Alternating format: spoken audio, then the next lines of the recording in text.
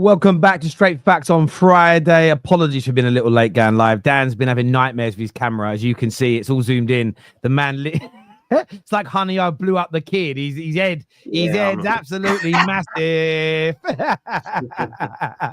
So sorry we're late going live. We're waiting him to sort that out. We don't know where Staffy is either. Staffy has done a Burton. I have no idea where he's gone, no idea what he's up to, but we hope he's okay and on with us soon. Loads to talk about today. Big questions around Gyokeres to Arsenal. There are rumours that the personal terms are all but agreed on that deal. A look ahead at the Manchester derby with KDB, of course, coming out today and confirming his exit from City at the end of the season. A bit of a conversation around him, his legacy, etc. We've got to touch on Big Ange snapping and losing his mind yesterday because it was beautiful. And the more I watch it, have you guys seen the sort of the Bill Cosby moment when he's being interviewed and his head goes all funny? Yeah. We're talking about that. Plus, I want to have a little chat ahead of Real Madrid coming to Arsenal next week as well to get the boys' opinion on that because I won't see them beforehand. So do us a big favor and hit the like button. Make sure you are subscribing. And yes, we are a little late, but you can watch the beginning of the show and we told you why these things happen.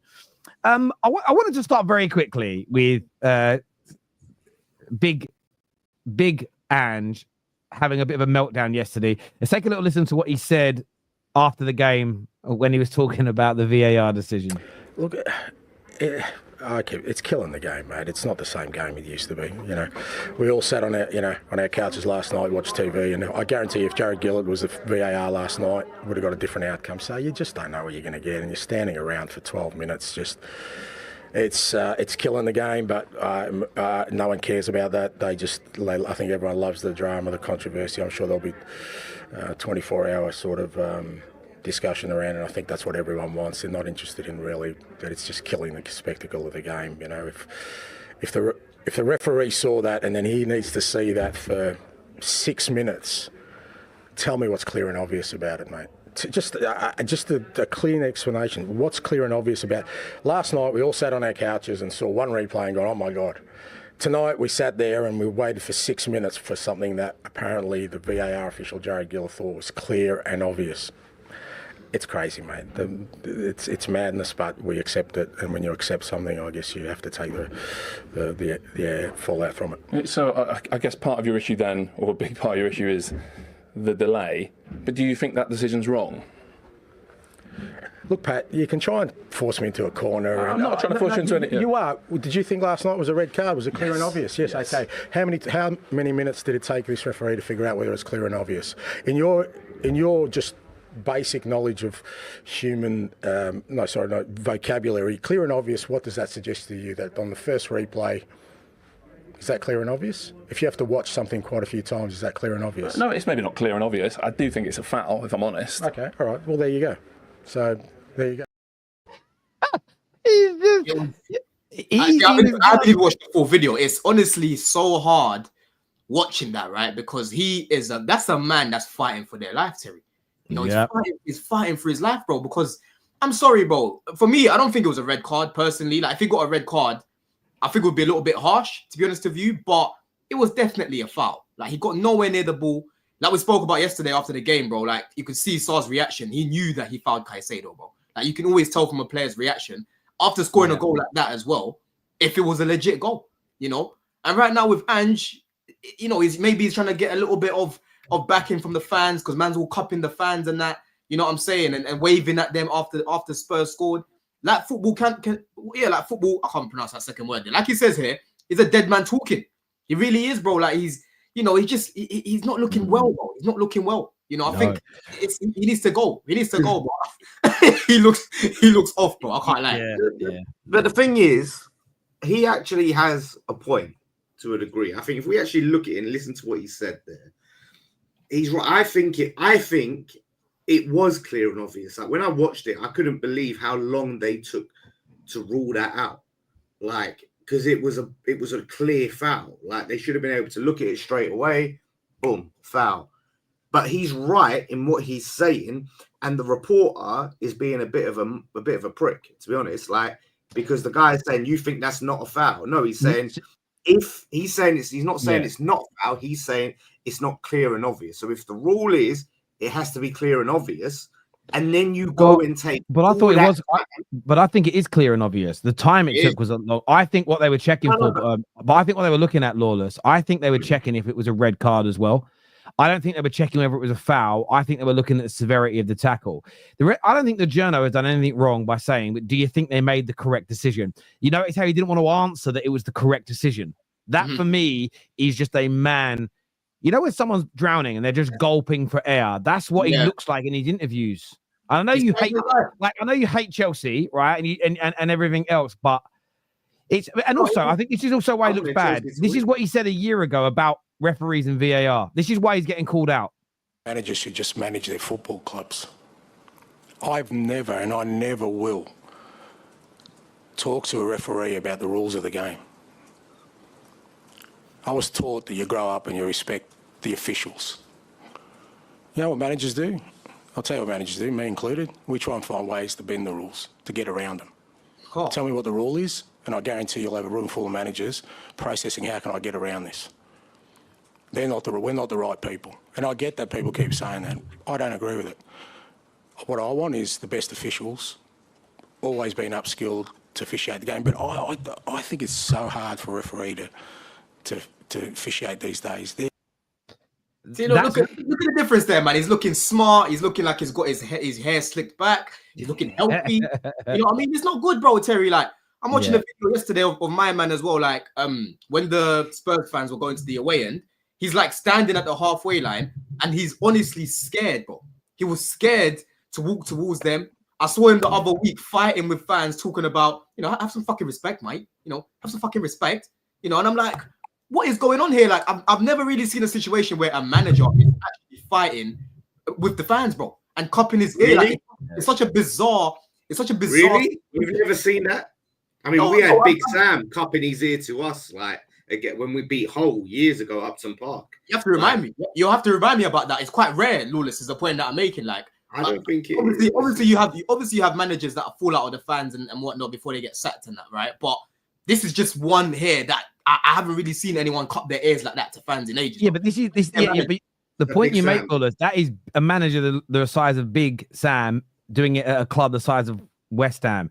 This is meant to be a big manager at a big club. You're not meant to be behaving the same way, Lawless. Like, it's not the same thing. Yeah, but you're throwing the bait out there. That's bait because we know it's Spurs at the end of the day. Like, look, I think it is. We see this all the time. When managers are under pressure, they start lashing out and they start to lose their composure. We see it time and time and time again at clubs. So I don't think it's anything unusual, but he's rightly being called out for almost being a bit hypocritical in his comments there. Yeah, I think I didn't even pick up on this morning when I looked at it. The hypocritical bit for me is this: he's telling us how refereeing should be done, but he'd already said prior, managers are not the people to listen to when it comes to giving direction because they're always looking for an angle, and that's what he's doing there. He is hoping that when he says this, the next time there's a decision like that, they go, well, let's just give it to Spurs because Big Ange is moaning. Is he really talking for the good of the game, or are we going to take him on his original word that he was praised for, which is managers are the worst people involved in football to talk about referees because they're only ever looking for an angle that best suits themselves. And there's so much in it, but he is broken. My favorite bit is we all saw him cup his ears to the fans, and then what he did is he waved to them. He waved. That's the best bit. That's the best bit. This is my favorite bit. When he got interviewed after the game, let's take a look. The supporters tonight, Ange. Well, no, because they booed the substitutions you made. The way what's he said? The supporters tonight, Ange. Because they booed the substitutions you made. Berg got Saar, and when Saar thought he'd scored, I saw that you looked at them. You heard the chants. You don't know what you're doing.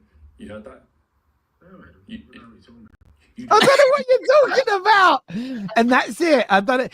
It's so funny. When I watched the next one of him doing it, where he was in a press conference, he didn't pretend he didn't know what the journo was saying.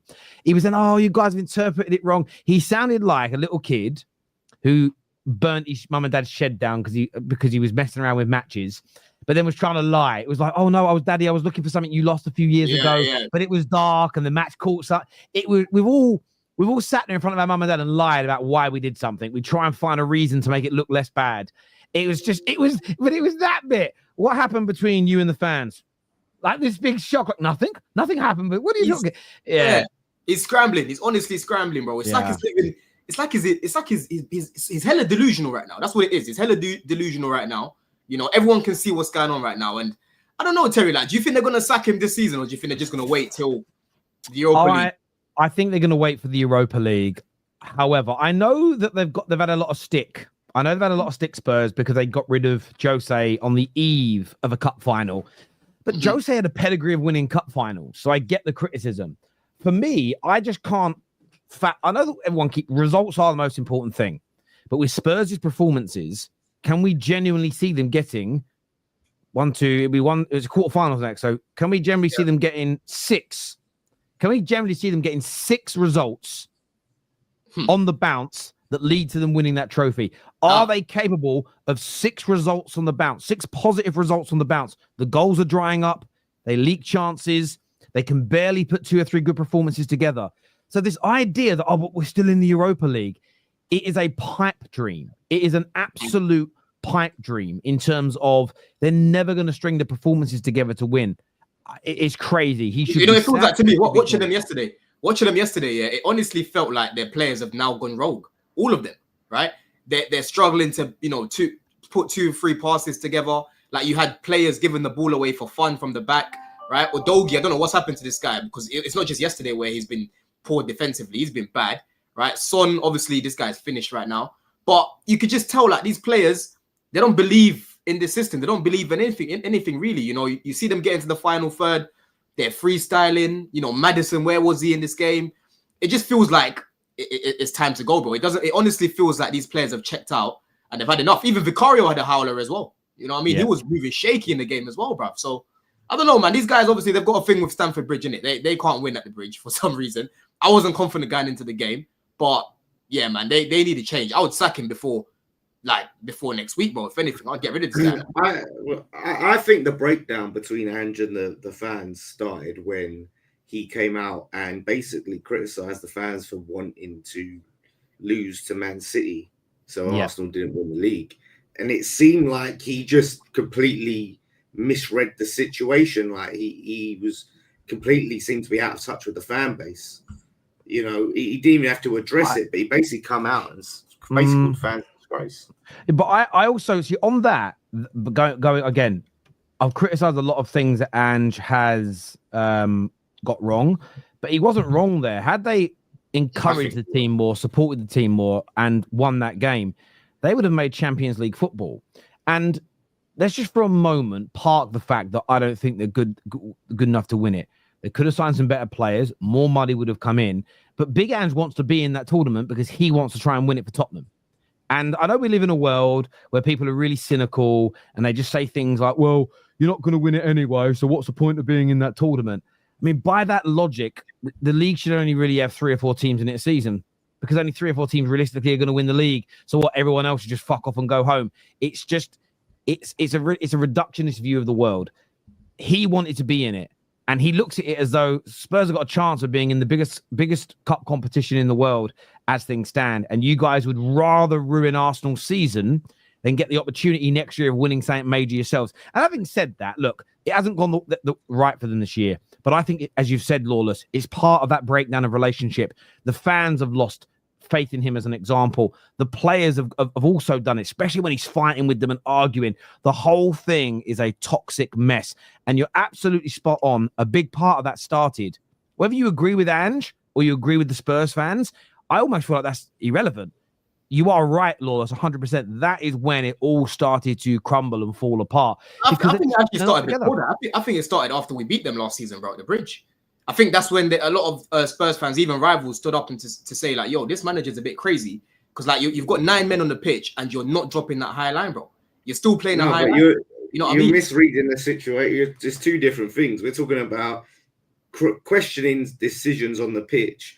Mm-hmm. But in terms of the actual fracturing of that relationship between not just what you're doing on the pitch, but the actual connection with the fans, Like he lost a lot of goodwill and grace when he went at the fans, like and criticized. And it doesn't matter. Like even if you think he's right, Terry, I don't think he's right. But even if he's right.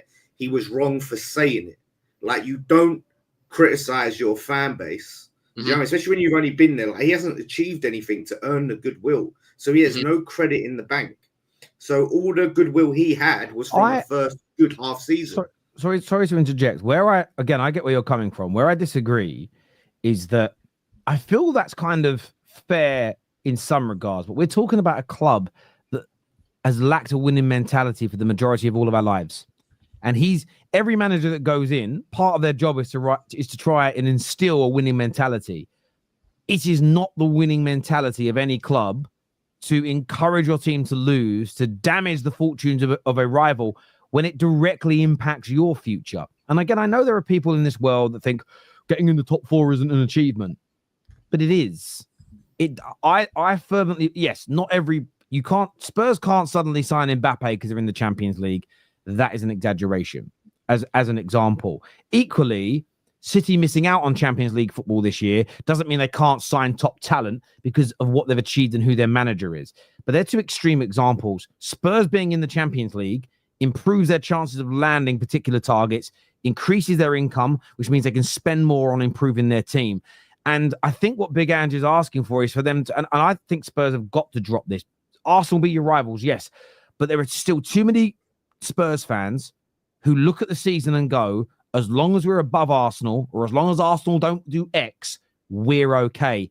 And until Spurs stop focusing so much, and it isn't just Arsenal, they do it a bit with Chelsea, they do it with West Ham, until they stop focusing in that way on others, and they actually put their energy into how do we become a bigger and better football club, I don't believe they're ever going to get to the pinnacle of the game, no matter how much money they make, no matter how many good players they have. And we've heard these stories before. Hugo Lloris talking about how they got to a Champions League final and they all got given these brilliant watches. And it was like, congratulations for making the final. And he viewed it as a French international, and they've done very well, France, as we were celebrating just being there. Nobody else gives out those gifts until after you win it. And it was just that mentality. And so I don't disagree with Big Ange on that. I don't think he has to be at the club and win major trophies to deliver a message of this is the wrong attitude and wrong behavior. Because it just is. I would, if Man United tomorrow could win and it meant Liverpool would win the league, but it gave us a chance to win the Champions League next year, I'd much rather us have a chance to win the Champions League next year and Liverpool be champions of England than losing, missing out on that Champions League chance, money, income, everything, just to stop Liverpool. As much as I despise them, I would never want to stop another team at the behest of my own club.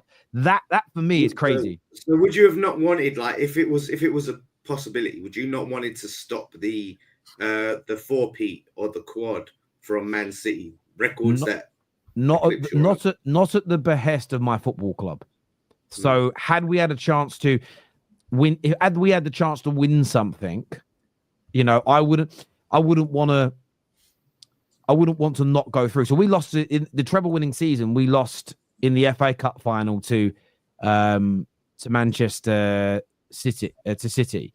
I wouldn't have wanted to go out in an earlier round to a better team than us that season, just so they had more of a chance of beating City in the final. I wanted the chance to win the FA Cup, if that makes sense. And for me, again, I could understand it. If they were sitting 10th in the league and the win would make them 10th and the loss kept them in 10th, maybe, but they would have made Champions League football. And when you're in it, you have a chance. You can always improve. Maybe that win, maybe being in it. There was once upon a time, no one ever thought Spurs would get in the Champions League. A few years later, they're in a final. Let's not pretend that you can't build momentum as a football club. When West Ham first got back into Europe, no one thought you'd go on to actually win a European trophy 3 years later, but you're in it once, then you're in it again, and you got better and better each year. You built confidence and experience, and you won a European trophy.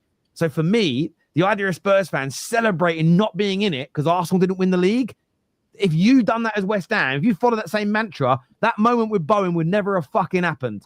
And there's no way you'd swap that moment to go, oh yeah, I'd rather miss out on it a few years prior to stop this team winning a trophy. No, you wouldn't. And Spurs are giving up the chance of progression as a club to stop Arsenal. That's fucking warped, bruv. That's warped. Yeah, and that's what I'm saying. For me, like, I think the problem started before that. I think after that, it just kind of led a lot of people that had an agenda against Ange anyway to just go overboard and say, listen, this guy don't tell us what to do and whatnot. You know what I'm trying to say? Like, because like I said, Lawless, there was a lot of Spurs fans after that loss to Chelsea last season. They started to turn and change their takes on him. Because even me, like when Ange first came in, you just want the credit from Chelsea. You just want you just hate the Chelsea. credit for their downfall. You just hate Chelsea. It's a fact, bro. That after that period, their first 10 games were amazing, right? After we beat them, it's a fact that they started to fall off, bro.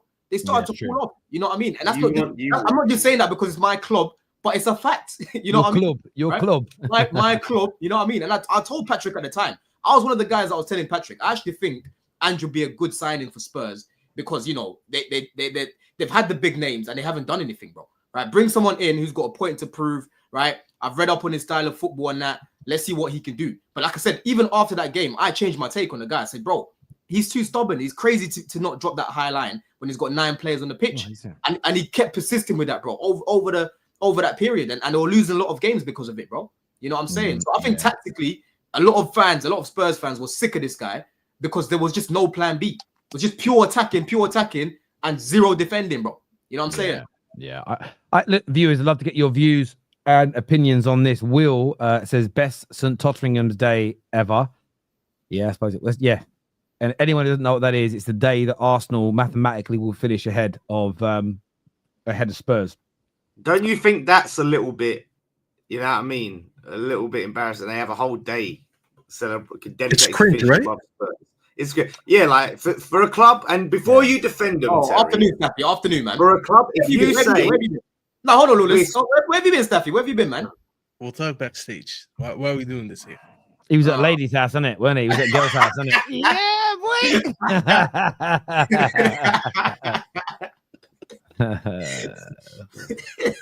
We all know that look. We all know that look after a nice night. Do you know what I mean? Look how he's smiling. Let Lawless finish, man. Don't interrupt. No, I'm saying like, so if you, and because this is where a lot of contradiction happens. I see fans saying, "Oh, we don't care about finishing above Spurs. Like they're nothing to us. They're in our shadow. They're not important." But then have a whole like day where you say, you know, oh, it's St. Tottenham's Day, all of this stuff. Like you make such a big deal about finishing above Spurs year in, year out. They don't have. That's a very good point, Lawless. They have a whole day for it, but they say we don't care. It's a very good point. I think that any Arsenal fan pretending they don't care about Tottenham's a liar, and that's more of an issue. But my understanding, and this was only being told this by, forget YouTubers, with a friend of mine who's a gooner, it's more of a day they celebrate because they know how much Spurs care about finishing ahead of them. It's almost kind of ironic, if that makes sense. It's ironic banter as opposed to an actual celebration.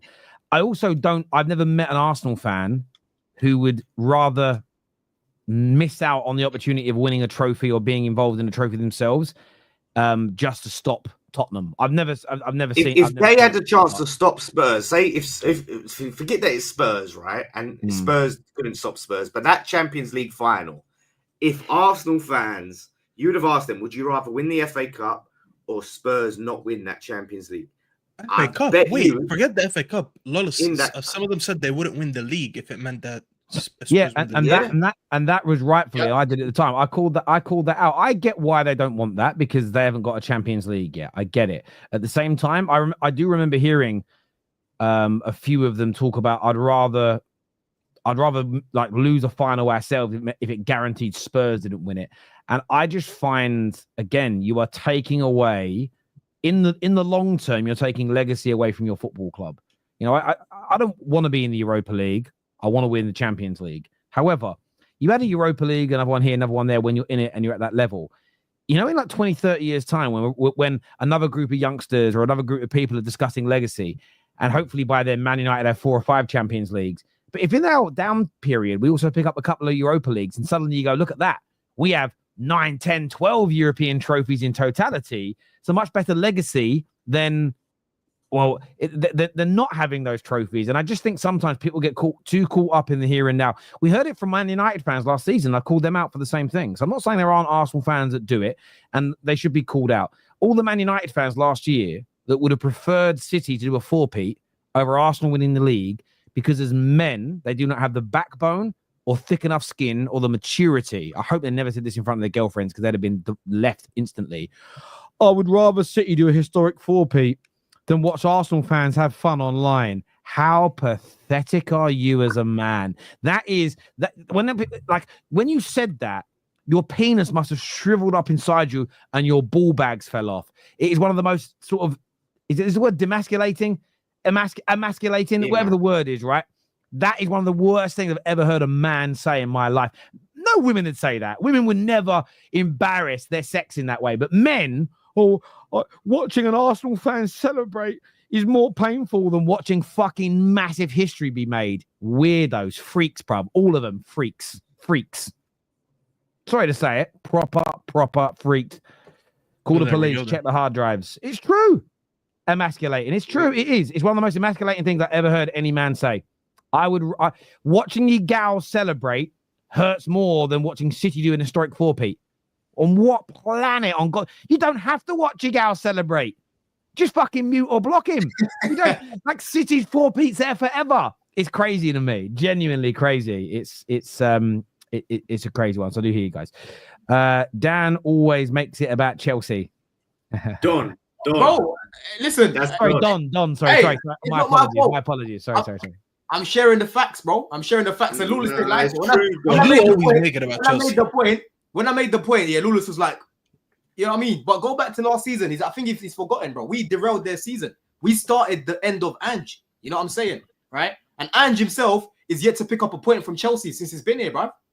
You know, he's the first Spurs manager to ever lose the first 4 games against Chelsea. Wow. I don't think he's beat West Ham either. I'm pretty sure. No, he beat us this season. Shit. Yeah. It's not every game. DJ actually here says, for once, can Dan talk about how crap West Ham United are?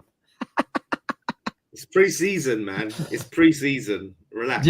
Do you know it's really funny, right? At the start of this season, I remember West Ham fans saying they're going to finish ahead of Man United. We have been dog. We have been absolutely dog. And you're still below us. It's so funny. that Wolves result was just... We got the ball there, and it's bad. It's actually really funny. I got a lot more stick off West Ham and Spurs fans at the beginning of the season about how bad we were than I did Arsenal, Chelsea, Liverpool even. And they're both behind us. It's just funny. I just find it hilarious. You're the howler yourself, though. You said you're not going to finish far from Chelsea either. No, yeah. I already admitted to that howler. I got it absolutely wrong. Absolutely wrong. But I'm just saying, I just find it funny that those teams were laughing at us at the same, like they were laughing that I got that wrong, which is fair to do, but they've ended up in a worse position than us. Beautiful. I'm in the mud, mate. I've got to take the joy where I can get it from, Don. Do you know what I'm saying? I know where we are. I'm at peace with it. We just got to laugh at some things. Bro, I'd take a trophy any day. I don't care about Spurs. It's the right attitude. If someone said to me now, like, guarantee you'll win the Europa League, but it meant that Liverpool were going to win the Prem and Champions League as a double, I'd take the Europa League and them doing it. Yep, it's one extra Champions League for them.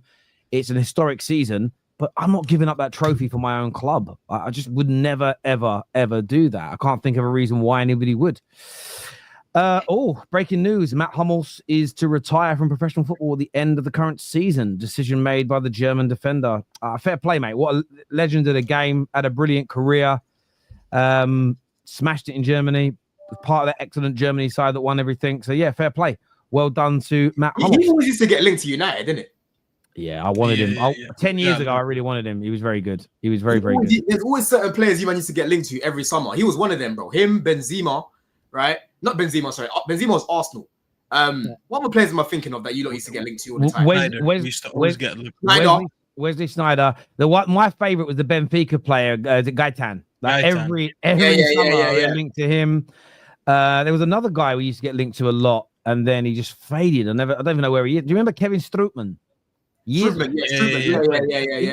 know he broke his leg, but it was a crazy one. That Schneider, by the way, that guy could have won the Ballon d'Or, bro, if he really took ball seriously, man, because he was an unbelievable player, bro. Even in that World Cup, 2010 World Cup as well, one of the standout players in that tournament, man. Yeah, no, I agree. Obviously the Manchester derby this weekend. I've got a feeling it could be a bit of a chaos one. I think it could be a really interesting game, but ahead of that, I wanted to obviously get all your views and opinions on the news today. Kevin De Bruyne is going to be leaving Manchester City at the end of the season, and I just wanted to get your views on his time, his legacy in the Premier League. Where does he rank amongst the all-time greats? What are you saying, Don? Bro, listen, it burns me in it. Again, Lewis are gonna hate me for this, bringing it back to Chelsea. Here we go. We know. Bringing it back to Chelsea again. I'm sorry, people. I'm sorry, man, but I've got a tweet from 2013 where I said I'm happy we're not letting KDB go on loan again. You know what I'm saying, right? Because again, talent ID, people. Talent ID, yeah. I saw this guy was gonna be a baller from day one, bro. Go on my Twitter, Terry. You type it in. Kevin De Bruyne, you see it right there. 2013, bro, yeah. But honestly, bro, this guy, went to Wolfsburg, did what he did, got all those assists, got all those numbers, comes back to England to win all the trophies that he did, bro, is unbelievable. And you can argue that he's arguably the greatest midfielder we've seen in the Prem. The big moments he's got. I know in the Champions League, there was an argument that he didn't really turn up in the big moments. And then obviously, when they won the treble against Madrid, he turns up. And I think there was other few examples in that season as well, to kind of, beat that narrative and whatnot. But yeah, man, for me, this is one of the greatest players I've seen, man. Complete when it comes to creativity, when it comes to finishing. It's one of them midfielders that just shoots first, ask questions later. And I love that. Because these days, bro, these new midfielders, they'll have to just do tick-a-taka, and no one really takes shots, no long shots anymore, bro, right? Every time I'm on TikTok and I'm seeing compilations of like 2008, 2009, the goal competitions and that, yeah, I see so many bangers, bro, right? And KDB is part of that batch where he's just banging in goals, you know what I'm trying to say, right? So for me, bro, he's a fantastic player. It burns me that he never made it at Chelsea. It hurts that Mourinho got rid of this guy, but it's been a joy as a football fan. Obviously, I hate Man. I don't like Man City, but as a football fan, it's been good seeing this guy for nearly a decade, bro, just killing it. You know what I mean? He's an all-timer for me, not just in the Prem, but in football overall, bruv. Yeah, he's in a conversation for sure for the best midfielder in Prem history. I think he gets dismissed a lot. They kind of do to the City team what they do to a lot of the United teams, where it's like, oh, but they only won this much because the manager was great and the team was great and da-da-da-da-da. He's definitely up there in these conversations. I mean, the guy has what, 5, 6 Premier Leagues? How many Premier Leagues does he have? 6, bro. 6 Premier League. That's insane. He's got a treble. You know what I mean? He's got bad. He was integral to so many things. Like, we'll always remember that moment where I think they were down to Villa and he put that cross into Gundogan. And I think they made it either 2-2 or they went 3-2 up. These are the little things you remember from him. His goal away to the Bernabeu. It wasn't the year they won the treble, but one of the other years. He has a lot of legendary moments in this City jersey, and it will be remembered. Since Dunn is related to his teams, I just can't believe he's leaving the city of Manchester before Luke Shaw. That's the part that I just forget. Kevin De Bruyne is leaving the city before him. Like, he's gonna be at the airport leaving, and Luke Shaw's still there collecting a wage. And that just shows you actually the difference between the two teams. De Bruyne maybe is one of the few players that you could kind of argue he overstayed. Usually City don't do that. Usually they know when's the right time to get rid of someone. When you look at the last 2 seasons, it was very evidential that he needs to leave. His hamstring just hasn't been there. His body's just not able to do what he used to do.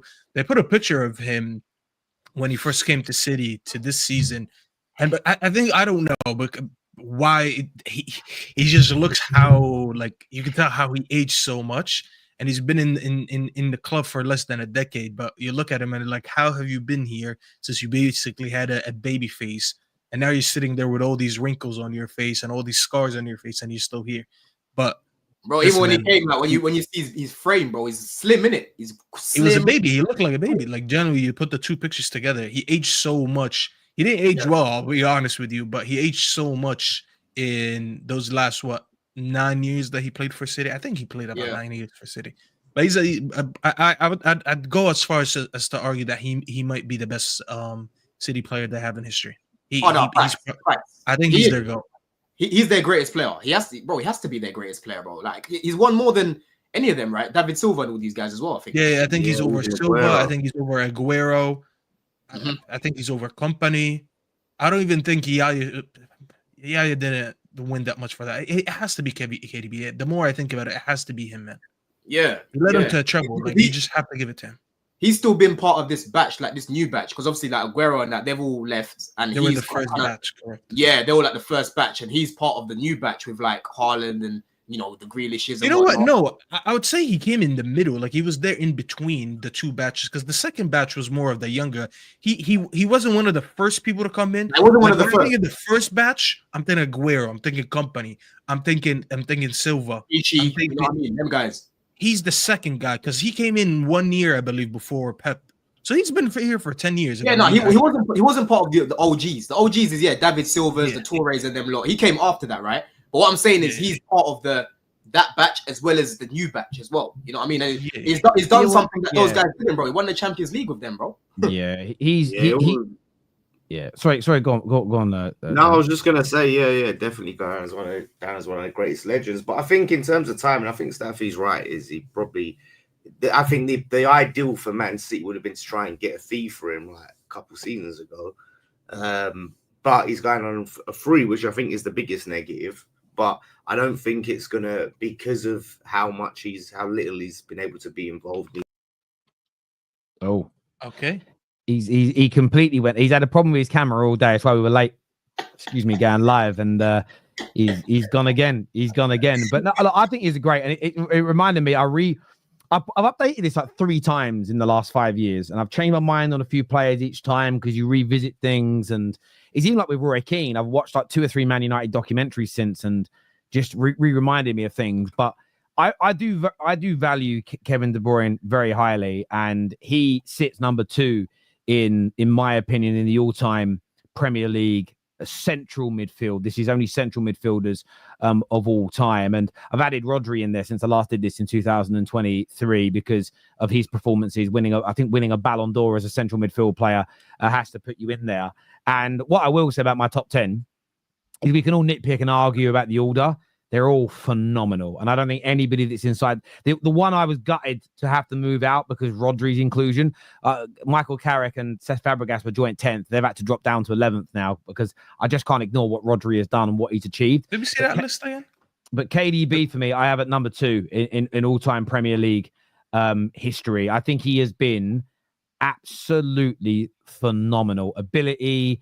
For the majority, availability was there. He did it on a European level. He did it on the domestic scale, 4 Peats, 6 Premier Leagues, Champions Leagues, trebles, 3 Peats, 100 points. For what he's done and what he's achieved, he is right up there for me in terms of the all-time great list. He absolutely has to be. So I want to get a take on this, guys. Yeah, like where would you sort of rank Toure's peak and KDB's peak? Like, who would you say? That's a great question. Was the player, bro, at their peak? Go on, Staff. You answer it, bro.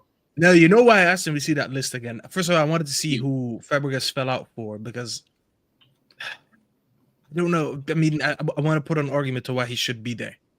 But Fabregas. Fabregas. Okay, I think what he's done at Arsenal as a kid, and then to come back and win the way that he did with Chelsea.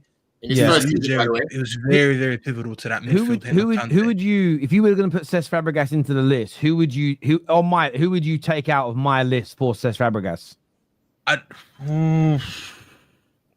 See, this is a tough question here because a lot of people will think Kante, okay? But let me tell you this.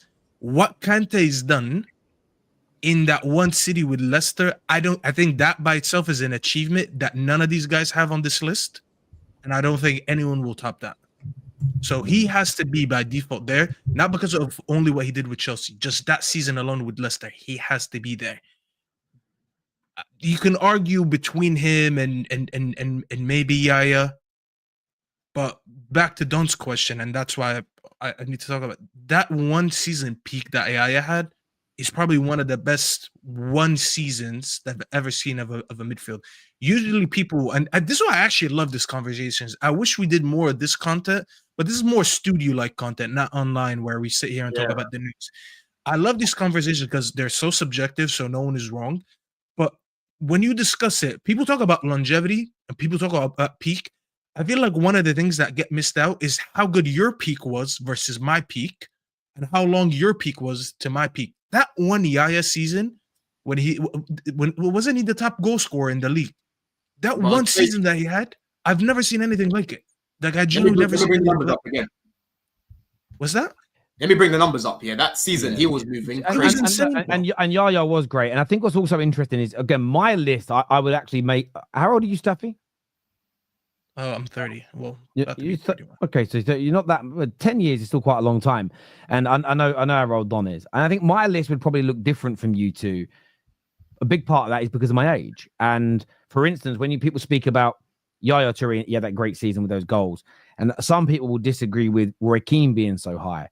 But unlike, for instance, you two, and maybe our younger viewers, I watched Roy Keane in his pomp. I actually watched him as well, by the way. He came to Man United and he was amazing for Nottingham Forest. And half the people that speak about him, they're too young to have watched him because they never talk about how good he was at Nottingham Forest. Because most of them don't know he was at Nottingham Forest. They just think about him at Manchester United. And you got to think, he stopped playing for us 20 years ago. So he stopped being a Man United player when Staffy was 10, which means he won the treble when Staffy was 4. And this is not a dig at Staffy. There's no way Staffy remembered Roy Keane at his peak. And that's why I always tell people, bro, when you can watch these vintage games, bro, watch them, right? I watched another vintage game, funny enough, where Keane played, when you lot played Arsenal at Old Trafford, right? I think it was 04-05 or something. And he was playing with Ronaldo. It was nice to see, bro, because like obviously I was young, innit? I don't remember these things. So now as an adult, it's good to just watch it back and see what they were like. Yeah. No, as I say, and I would understand that people maybe 10 years younger, even 15, 20 years younger than me, their top 10 is going to look very different. People 10 years older than me, you then start going into the Football League because the Premier League only started in the early 90s. But then people would talk about, well, hang on a minute, you can't be leaving out like Brian Robson, who was a great Man United player. I remember bits of him, but I was very young when he was in his pomp. So I typically talk about the players that I have seen. And you are right. There's so much in that debate and it's so hard to weigh up. The only person that's in there that's in there, and I sometimes think maybe Fabregas has got to be in there or Carrick ahead of him, is Steven Gerrard. And that's because of, again, how I list my legends, how I list the greatest is how pivotal were you in your team's winning of trophies. Now, Gerrard helped Liverpool win cups and European trophies in his time there. I don't discount them. I hate when people do that because those tournaments all run at the same time. If you win a European Cup, you're playing those European games in the middle of a Premier League season. They intertwine with each other. The way you train when you're playing 2 games a week, the way you operate, the way the team is picked, the way you have to perform twice a week, it's a much harder thing to do. So Gerrard's the only one that it's because he didn't win the Premier League. He did, him and his team fouled in a number of title races they were in. Again, the younger generation forget that happened. But it's hard because I think David Silva, for me, is one of the most disrespected midfielders in Premier League football history. I think he never gets anywhere near the credit that he deserves for his ability and how he delivered. I think Patrick Vieira, because it gets forgotten about by the younger generation. They cannot fathom how good a player Patrick Vieira was. They don't remember. And you can go and find compilations now, probably, where you have this mistake and that mistake and this mistake and that mistake. Go knock yourselves out. Go be a fucking geek, you virgins. Go do that, right? For me, when you played Arsenal, when Patrick Vieira was in his pomp, do you know how hard it was to get through their midfield? It was just ridiculous. Like the amount that you go, right, okay, we'll make this pass, I'll make that. Oh, fuck, he's there again. He's there. And that 99 semi-final, second leg, the Giggs goal special. But do you know what made it more special? Is that was the only fucking mistake Patrick Vieira made all night. All night, until that moment, everything he did was perfection. We couldn't get around him. We couldn't beat him. We couldn't pass through him. We couldn't stop him penetrating us with his passing range. And then there was that one mistake. And I remember screaming, there's a chance, because Patrick Vieira messed up and we went on to do something special. The man, he has to be there as well. So again, my list is just very subjective to me, and I understand that people's would look different. But yeah, on KDB, it's a massive blow for them. Ahead of the Manchester Derby, gents, which obviously comes this weekend. Of course, him announcing he's leaving is going to have zero impact upon that. And I think we can talk on other days about, will they change tactically now with him leaving? But in terms of this game, how do you see the match going, Staffy? United beat them the last time out. There has been an improvement, probably in both sides since then. How do you see this game playing out the weekend? Yeah, there's no Haaland for City, so it's always a good thing. I don't think our biggest issue this season has been defending anyways. We've made some howlers during the season, but I think he's been the better department of our team all season long. Anyways, the issues going forward, and honestly, the fact that we play City right after Forest, I had maybe an unpopular take, which should be popular. I don't know why it's unpopular. I thought that the game against Forest would be tougher than the game against City. I think we could get through City. I think we could get chances against City. I think these plays will be afforded space against City. I didn't think that would happen against Forest. And when people think that's crazy, there's a reason why Forest are third this season and City are fifth. So objectively, Forest have been better than them. So yes, I think I kind of fancy my chances with the team that's sitting in fifth rather than the team that's sitting in third. But they have Mermoush playing up front, so there's going to be another. I'm so tired of playing Egyptians that play for my rivals, and then I'm going to get called a hater when I don't celebrate their goals and I'm not happy for them. It's just I'm going into another decade now and hating on another Egyptian. But listen, he's going to be playing up front, and I don't know if that's a good thing or a bad thing. At least we know how to mark Haaland out of a game. As much as it's difficult to do it, we've seen it happen before, and we understand how it could be done. Mermoush, I don't know. He's going to be running in behind. He carries the ball well. He can drift wide. So that front day is going to be a little bit interchangeable. But I listen, at the end of it, I think it's a game that we can win. I'm not saying we will win, but I think we could win it. I look at City's issues this season. They're a bit fragile in the midfield, and they're a bit fragile in the back line.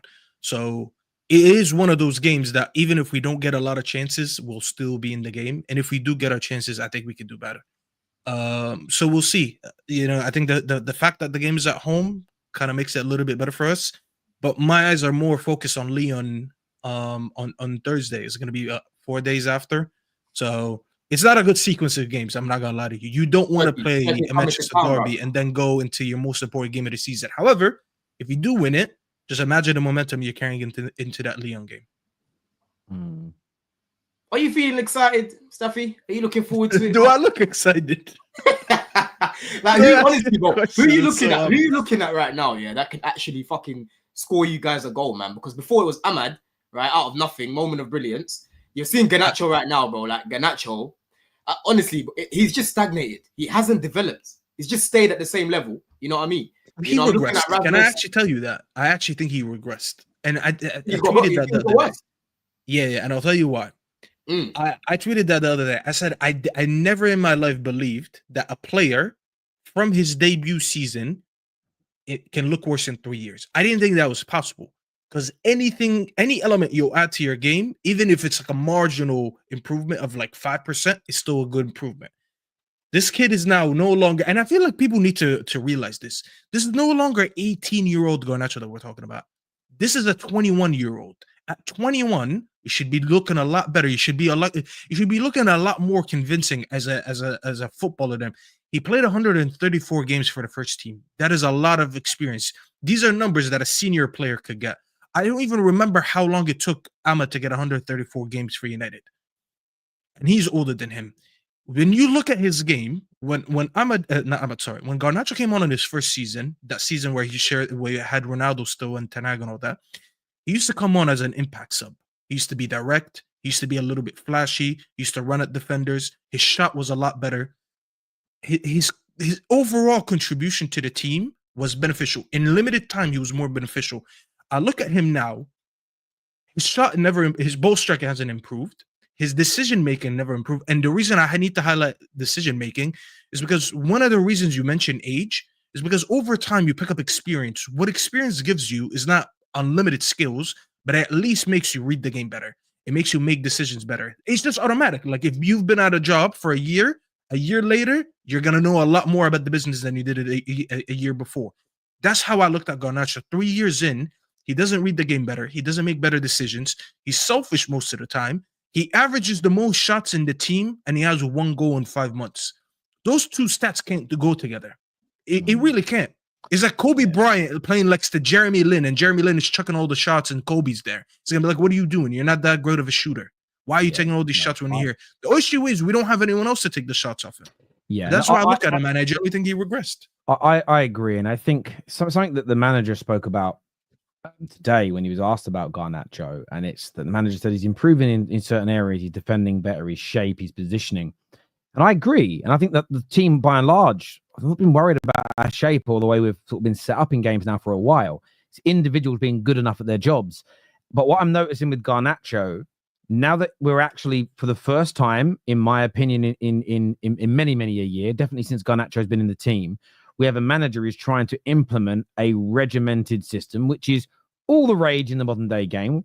It's ironic that United start having that, and now everyone's talking about not wanting those things after the certain Man United fans literally crying online for 5 years for it. I think that's the biggest reason why Garnacho is regressing. I think he is someone, potentially, I'm not putting him in a Jack Grealish category of ability, so please nobody cry about that low IQ whinging. Please stop. Some players, I think, thrive when it's just, you're going to play on the left. You don't have maybe too many defensive responsibilities. I just want you to be there and float and, maybe, on the counter-attack, etc. I think he's now being asked to track in certain directions, maintain, like play in certain, as coaches talk about, play in this square and that square. And I think he has to think a lot. And I think the more he thinks, the worse player he is. And there are a number of individuals that are like that. And there are players that are like that. There are some individuals that are just better when they're allowed to be relaxed and play free and just kind of flow in the game. And I think once you get a system in place and you build your squad, there's always room to allow a player to do that. I always think there is room for that in a system, no matter who the coach is, probably barring Pep. But you've got to build that system first, if that makes sense. And the issue with Garnacho, I feel like he wants to be, or his natural proclivity is to be a bit of a maverick on the pitch. The issue is he ain't good enough either. So he doesn't have the ability, the output, and the quality to warrant. And I think Rashford fit into that category to a certain extent. I'm fine with having a player in the team like a peak Ronaldo who doesn't do much of the teamwork. But what you do at the other end of the pitch has got to be it's got to be elite to alien level. If you're not output, if your output isn't up there, you've got to be a part of the team and the system. And I just don't think everybody operates well in that. But yeah, he's certainly not looking great. I had a question though about this weekend because the manager spoke about it today. What of Mason Mount? The manager says he's fit enough to start, but they've got to manage his minutes because he's just come back. Where the manager though likes him as a player, is in profile wise, he thinks he can do him a job. Where do you think he fits into this team? There's talk about sending him off to the mountains of Switzerland in the summer for 6 months to fix his body. They found some underlying issues. That's obviously better than just paying out his contract. That's going to cost £40 million. But can you see him being involved in this weekend's game? And if so, where is the best position for him in this Man United setup? I'd rather him be involved because if he gets in, it means he plays ahead of Garnacho. That's his position. And he's better suited for that position anyways. I might not be the biggest fan of Mason Mount, but Mason Mount is miles ahead of Garnacho. And that's the sad part. And a player that I don't rate, I know he's so much better than him. He just can't stay fit, as you said. He understands that role a lot more than Garnacho would, didn't it? You know what I mean? That's where he played for us with Tuchel, and he did quite well, bro. The best Mount we saw was him playing sort of in between that line. You're not going to get much creativity from the guy. He can make a pass here and there, maybe take a shot outside the box and whatnot, but he understands that role a little bit more in it. I think with Mason, he understands the game in it. His IQ's not bad, but it's just his application at times that's a bit off. You know what I mean? But I don't know what Mount you're gonna see. He'll hit the overlap at least. That's one thing I guarantee. The amount of overlaps that Dorgo gets ignored on is insane, man. It's actually insane. Yeah. It's there's a couple of them at least a game where he just looks him off. Yeah, that's something Mount will give. And that's what I liked what Amorim said after the game the other day. It wasn't like an attack on the player. He literally said about Garnacho. He said it in a very professional way, but I'm paraphrasing it down to fan terms here. He basically said, he said he's being too greedy. He's trying to be the match winner. He's trying for the right reasons, but he said the amount of times he ignored Dorgu on the overlap was crazy. And yeah, but that's on the manager though. I'm not gonna lie. Last game, this is why I was actually pissed last game. Because he took off, what's his name? Xerxes. And listen, I don't think Xerxes had a great game before anyone says anything. I don't think he had a great game. One thing I'm guaranteed from Xerxes, especially when he plays him on the left, is that he will link up with his wing back. When he sees a run, he'll play it. When he took him off, and he took off Casemiro, and fair enough, people were like, oh, because he's about to get sent off, he's on a yellow.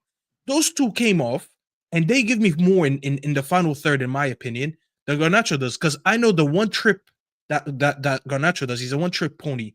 He runs and he tries to shoot. He cuts and he shoots, but he doesn't even wait to see, all right, this is a good angle to shoot from. Oh, there's enough distance between me and defender. The amount of shots that got blocked, he just shoots into defenders or just hits Rose Ed. If he took him off and left Xerxes, I'm more guaranteed in the last 25 minutes of the game or whatever it was to take him off, when he sees an opportunity to make a right decision, he will make it. Whether he does it or not, the execution, he might be off on the day. I can understand. His decision-making is better. Okay, I can understand your point on that, on the manager. You should have taken him off. I agreed at the time. But what I'm talking about here is at least we know, my point was more along the lines of, we had discussions before about when Rashford played that position. Why is he not playing him in? Why is he not doing this? Why is he not doing that? And we never got any direction from what the coach wanted. At least we know, and it makes it a non-debate, that what they're being trained to do is use that overlap more. The player's not doing it.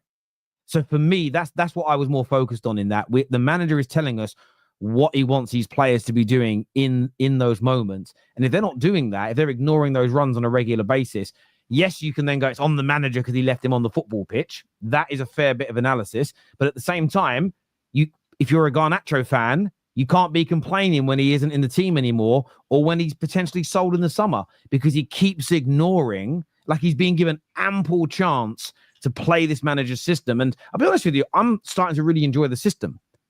I'm really happy with how we're actually playing the game. When I'm watching Man United in the last maybe month, 6 weeks, I'm just seeing a team that needs better individuals in positions. And for me, I ain't getting ahead of myself. I'm keeping my feet very firmly on the ground, but I'm so much more relaxed than, for instance, if I was a Spurs fan watching their team play last night. They didn't feel like a structure. It felt very much like chaos. And if we score, we score. If we don't, we don't. Where with Man United, I'm feeling more there is a system, there is an approach, there's a shape in and out of possession. We're just in a place where the squad needs to be built out. And so that side of things, I'm kind of glad the manager's talking like he does, because we know what he wants from the players. And I think it should become objective for us as fans to go, he just isn't delivering in that role. Therefore, let's buy someone better, as opposed to arguing, but what's he meant to be doing? Is he meant to go left? Is he meant to go right? I don't understand it. There isn't a system. There's no patterns of play. Dorgu is making a particular run regularly. That's obviously instructed. It's obviously coached into the team. It's just whether or not the players are going to do it in the game. I do get your point. Take him off the pitch and bring somebody else on. At the same time, I still think there's a method to the manager's madness. He said this today. I wanted to get your boys' view on this as well, ahead of the Manchester derby. To take a listen to this from Amorim. In the next year or 2 years, I know we need to do a lot of things. We are doing a lot of things, doing this, putting some standards, and sometimes we change players. Sometimes because they are not just here. Sometimes they have to learn how to adjust to our new standards. I know that, so it's really hard to do something like that in 1 year. Then we have to change a lot of things. We are changing a lot of stuff. We are changing a lot of things inside of club. I know that it's going to take time, but I will not think like that, and I will not say that I need a lot of years. I cannot manage that. So for me, it's like we are preparing something that we have to change a lot next year. So it's not next year is our goal. So I'm not saying that we are going to win the title on the next year. I'm not crazy. What I'm saying is that I don't want this conversation that we need a lot of years and let's keep it calm. No, we are in the rush. So next year we are suffering a lot for next year to be so much better. And that is our goal. And sometimes things can happen. So I don't know. I don't want to be that guy that is here saying that we need a lot of time. So he's saying that he doesn't want to be saying it's a 3 or 4 year process until we can start playing really good football and be a team that's up there. He has stated, it's interesting because I do not want to get drawn into confirmation bias here, but I said this to Mark Goldbridge on the United stand many times. I understand people calling out bringing him in mid-season and sort of changing the philosophy mid-season and how it's made the season potentially worse. But I always felt the method and the methodology behind that is you instill everything, training, standards, behaviors. You start clearing out the dead wood. You let everyone know who's boss. And the idea would be that you start next season much better than if you brought him in the summer. And he's kind of alluded to that there, that he thinks the suffering's going to happen now. We'll bring players in the summer. And next campaign, there will be a massive and marked improvement at Manchester United. You know, he said it. doesn't want to take years, which I think is ironically Standards FC should be getting their sock out for this because it's exactly what they want to hear. But what do you boys make of his words here that next year there'll be a marked improvement and maybe not to focus too much on the results in the short term? What are we saying about that? Yeah, I mean, he's putting pressure on himself, which, listen, you're at United, innit? You're going to have pressure on your back, right? So he just needs to make sure that when he gets those players in, United, they improve massively, bro. You've got to be aiming to at least get back into the top 6. You know, Conference League ain't enough. Even for Chelsea, like, we got Conference League on the technicality and that. But you guys need to make sure that you're pushing for top 6 next season to actually see a real improvement. Because it's looking like you're not going to finish in the top 10 this year, bro. You know what I mean? So, listen, he's putting a lot of pressure on himself, innit? Because like you're saying, Terry, I can see what he's trying to do. But a lot of it, with guys like Garnacho, you can't do it, bro. Rasmus, these sort of guys, you know what I mean? There's only so much you can do with these players, man. If we get a striker that can make the same movements that Maguire made last game, we might be onto something. Because Maguire came on. Did you see that video of his movement in the last 10 minutes? They clicked up. More as a striker than Rasmus did. Yeah, he generated more XG for himself. So that's crazy. He nearly scored as well. Murillo, big up Murillo for that. Clearance. The clearance, yeah. But now I hear him. Listen, the issue is right now he's just doing a lot of talking. And we haven't even put back-to-back Premier League wins all season.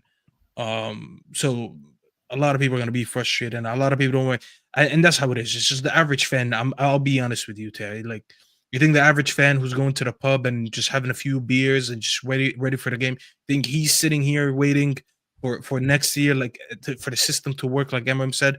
They're not really going to be thinking of that. I understand what he's saying, but he needs to start getting some results to at least get some of these fans off his back for now. And I think the Europa League would be a great avenue for him. I mean, just go beat Lyon and we'll see what happens from there. Because if you get that Europa League, trust me, you'll get a lot more patience next year. So we'll see, man. I hope it does happen, but we'll see.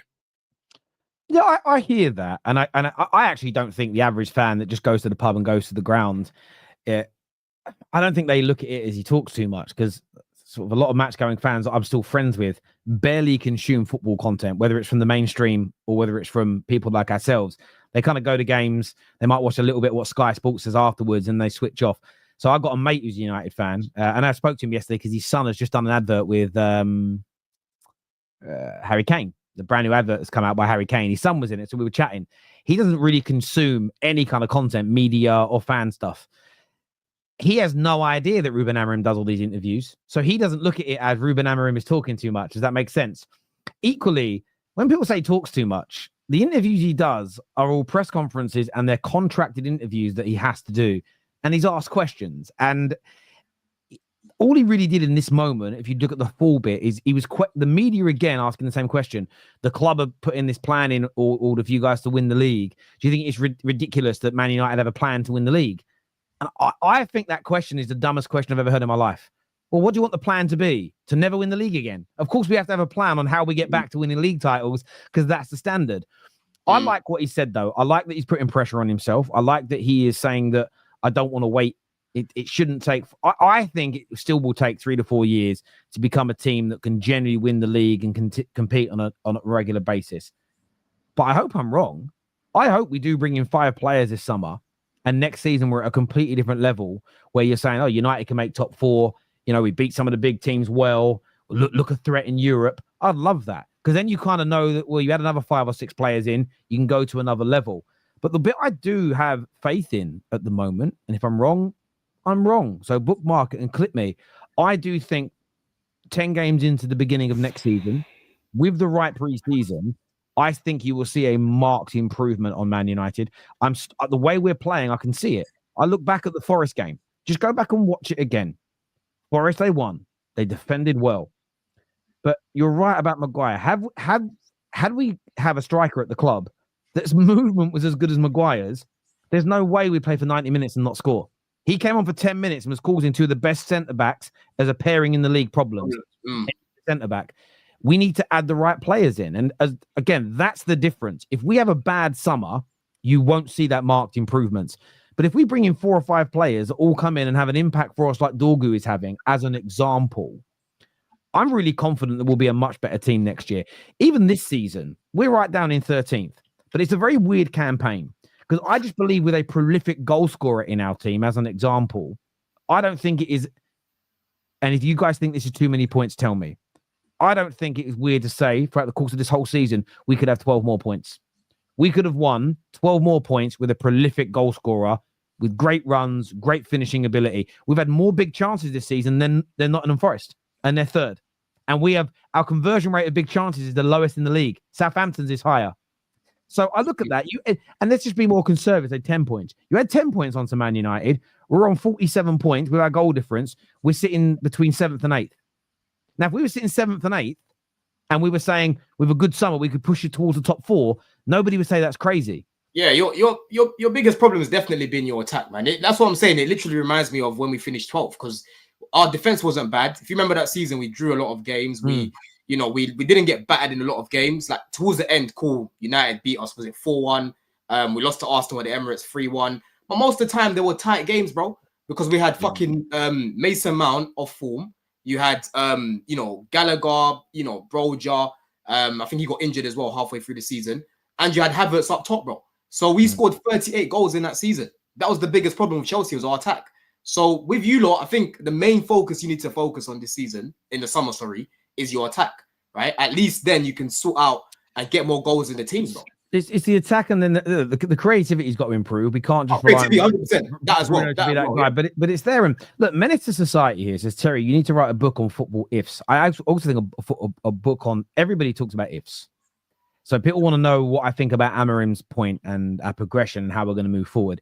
Everybody that talks about next season, whether you're a Man City fan, a Liverpool fan, Arsenal, United, or Chelsea, there are if, buts, and maybe that are involved. How will Liverpool do next year? Doesn't it depend on if they keep Mo Salah and Van Dijk? And doesn't it depend on if they sign like large amounts of quality? These things are all dependent. To remove if, buts, and maybes from football, you kill the conversation. And on that, the next person that moans about if, buts, and maybes in football on the terrace, I'm going to be an arsehole. And you're getting banned because it's boring. Because you have to have if, buts, and maybes in football. Without it, the whole conversation dies. So let's just move on from that craziness. And for me, that is what I'm looking at here. I am not seeing a system that's failing. I'm seeing players that are not good enough.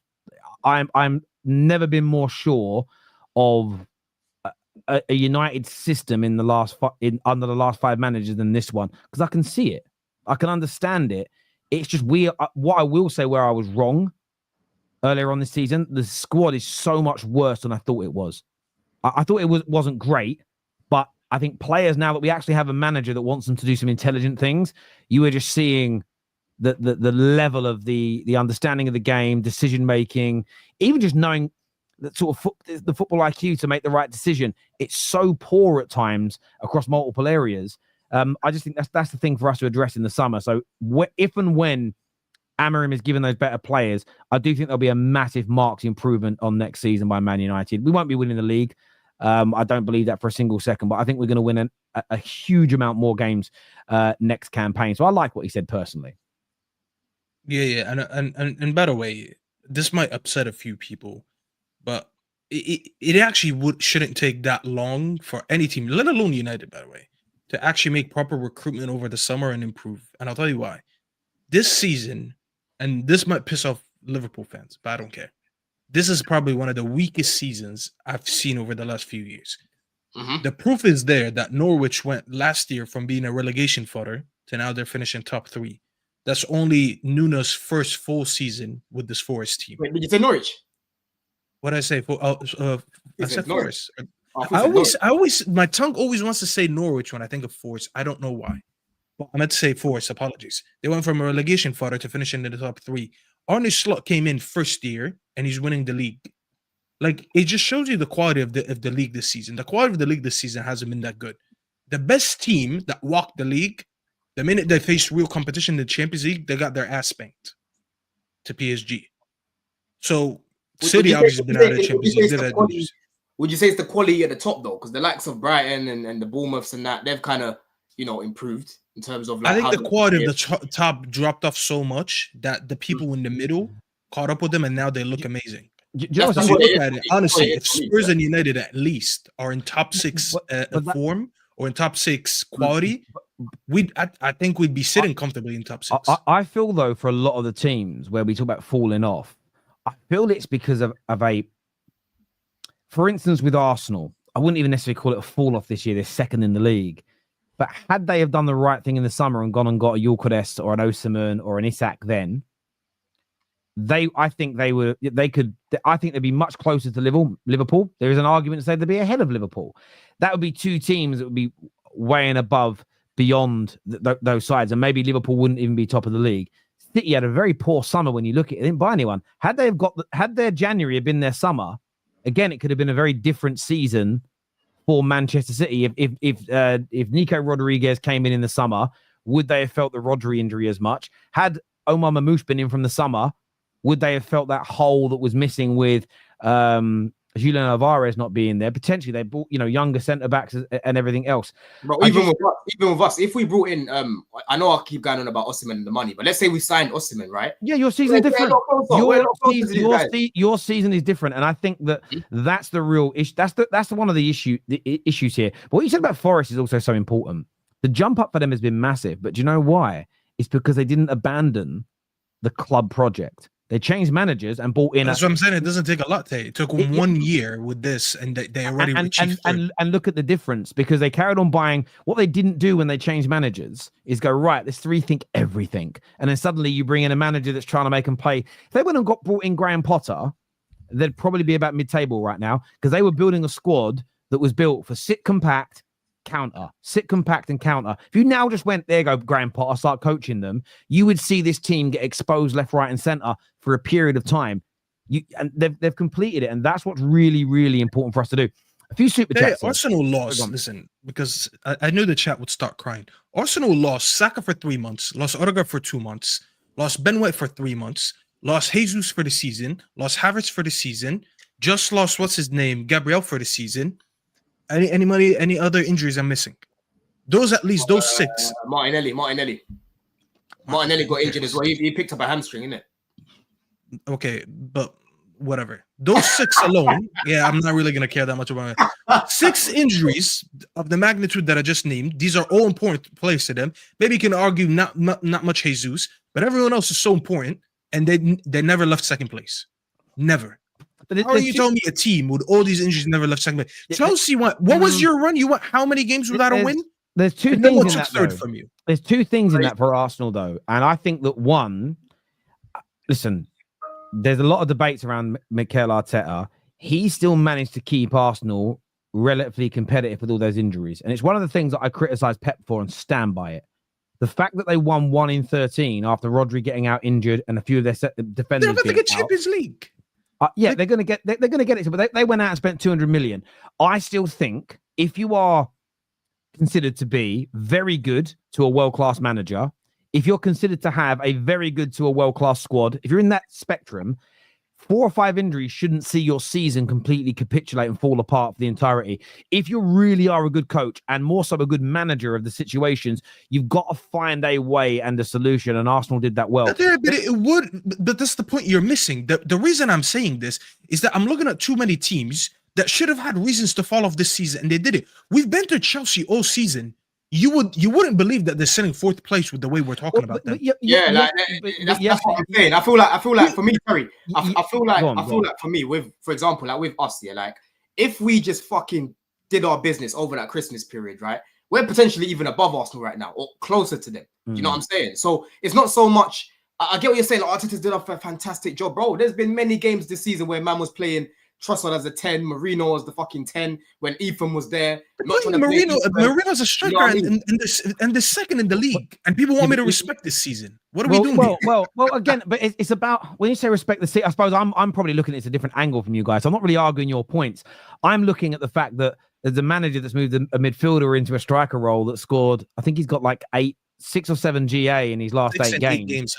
So it's that's a good thing on him. Where I agree with you is that there was too many teams that didn't do enough in the January and the summer transfer window, or have some pieces missing. For instance, had Chelsea take all those goals that Osimhen has got this season for Galatasaray and put them into this Chelsea team, Chelsea are probably, if no one else's seasons change, I reckon Chelsea could be anywhere between second would be from where they are fourth to second. They could be in that spectrum. Had City done their January window in the summer, I think they'd be in second place, maybe even top by now, as an example.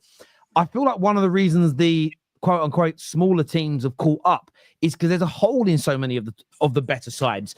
There's holes in them. As an example, there are just holes in the team where you go, and that's why this summer is going to be so amazing, because I think if you fill a few holes here and there in these sides, you see a massive uplift. I don't think it's like, I look at Chelsea and I just feel like you get a prolific goal scorer in the team. I feel like your midfield is set. You put a world-class goalkeeper in, and then and I also think a better centre-back. You're talking like 3 or 4 players, which, by the way, isn't a rebuild. It's a normal summer. 3 or 4 players a summer is so fucking normal. You add that quality in, and it could be a completely different Chelsea next season. As an example. Once again, you're seeing, bro, Fofana injured again, bro. Right? Yeah. Lavia injured again, bro. And that's why I keep telling you. I know Chalobah had a good game yesterday, but against Brentford at the weekend, he could go back to the bozo shit. No, I hear that. My point, Cobby, here is stop this Arsenal injuries excuse thing. Madrid have had players out injured, but we know how good Madrid are, how good their manager is. My point is with Arsenal, if they really were as mid as people say, and the manager was really as shit and overrated as people say, I don't see how he maintains second place. Because, by the way, he still has to go and get the wins. He still found a way to remain competitive in those games, got through a Champions League knockout round. I'm just talking here about balance. Doesn't mean he's world-class and the greatest thing since sliced bread, but the idea that he's a very meaty, average manager and nobody else would want him if he left Arsenal, I just think he's absolute bullshit, personally. Let's do some of these super chats, guys, because I want to get predictions on the Manchester derby and then talk about the Madrid Arsenal game anyway. This here says, Terry, if United sign a striker, will you get gassed again like you did with Xerxes and Højlund? I like those two when we signed them. If you go back and watch what Højlund was doing before we signed him, if you go and look at the reports and the scouting reports and who he was linked to, there's a very talented player in there. But again, it's not what I have learned from a lot of this is it's not about how good the talent is when you sign them, the hype, the club they're coming from. It's what's your plan? What's your club's goal? How are you trying to play football? Højlund should never have been our main number 9. We also, in my opinion, went and got Xerxes because I think that the manager we had in the summer wanted him when we should never have been keeping him. So you can argue we never should have signed him. So we're now playing a completely different brand of football that potentially he doesn't fit. So will I be excited? Yes, if it's a really good player, but I'm more intrigued to know that we're buying for the club's plan rather than to personally fit an individual manager. And we should never be signing someone like Højlund again, who isn't ready to be a starting number 9 and make him the starting number 9 because he got burnt. And we made that massive mistake. But if we sign a really talented player, if we get an Osimhen, if we get Gyokeres, if we get the Frankfurt striker, his name's off my head, Ekitike. If we're signing these players, of course, as a United fan, I'm going to be excited about the prospects of what they could deliver. But I'm made this promise when we hired Ruben, and I'll stand by it. My feet will be kept firmly on the ground because I have had my fingers burnt. United's problem is not only the attack, it's all garbage. They're in the bottom half for goals conceded. Every aspect of United is scary for their fans. Look, we have got to stop conceding first. There's no doubt about it. But I think most Man United fans, what we consider 41 goals this season, that certainly needs to improve. Most of them were anonymous mistakes. Their defense, your defense ain't great, innit? Like, you need a better goalkeeper like us. We do. But to this Chelsea point is Chelsea are 4th and have conceded only 4 goals less than us. So for me, yes, we have to improve, but I think about the Onana mistakes this season. If we get a better goalkeeper, that may improve. And I think if we start the season with a solid structure like we have now, I think it's conceivable by this time next season that we've conceded anywhere between sort of 5 to 10 less goals. And this season, 5 to 10 less goals conceded would see a 7 or 8 or 9 points higher in the league. So I'm not that worried about my defense. We lost a lot of games by 1 goal margin, by the way. And shout out to the super chat. I will tell him this is a good measurement to how you think or how you measure how this United team, the defense improved or not. Go look at last season. And I know it's going to sound like very desperate when I say this, but go look at last season and see how many times we lost by a 3-goal margin versus this season. The reason I'm saying that is that Ten Hag broke our record in the amount of times we lost by 3 goals or more. there was a stat going on that in Yeah. 3 years we lost. I think it was like 28 at the time. We did, and We only lost that like once under Amorim, and it was under what's his name, Areola's Bournemouth. Yeah. So it's a crazy way to measure it, but it is very reliable. Like you've got to look at it that way. And that was also a game where there was just ridiculous mistakes in the net. But you also look at it this way: like Newcastle, that are being praised, have conceded only 2 less goals than us. Villa, that are 7th, have conceded 4 more goals than us. Brighton, that are 8th, 4 more goals than us. Fulham, who are being praised, 1 less goal than us. Yeah, our defense hasn't been that. So yeah, I mean Brentford, who get praised for being really solid and hard to break down, really good defense. 47 goals they've conceded. You know, Liverpool have conceded 13 goals less than us. They're top of the league now.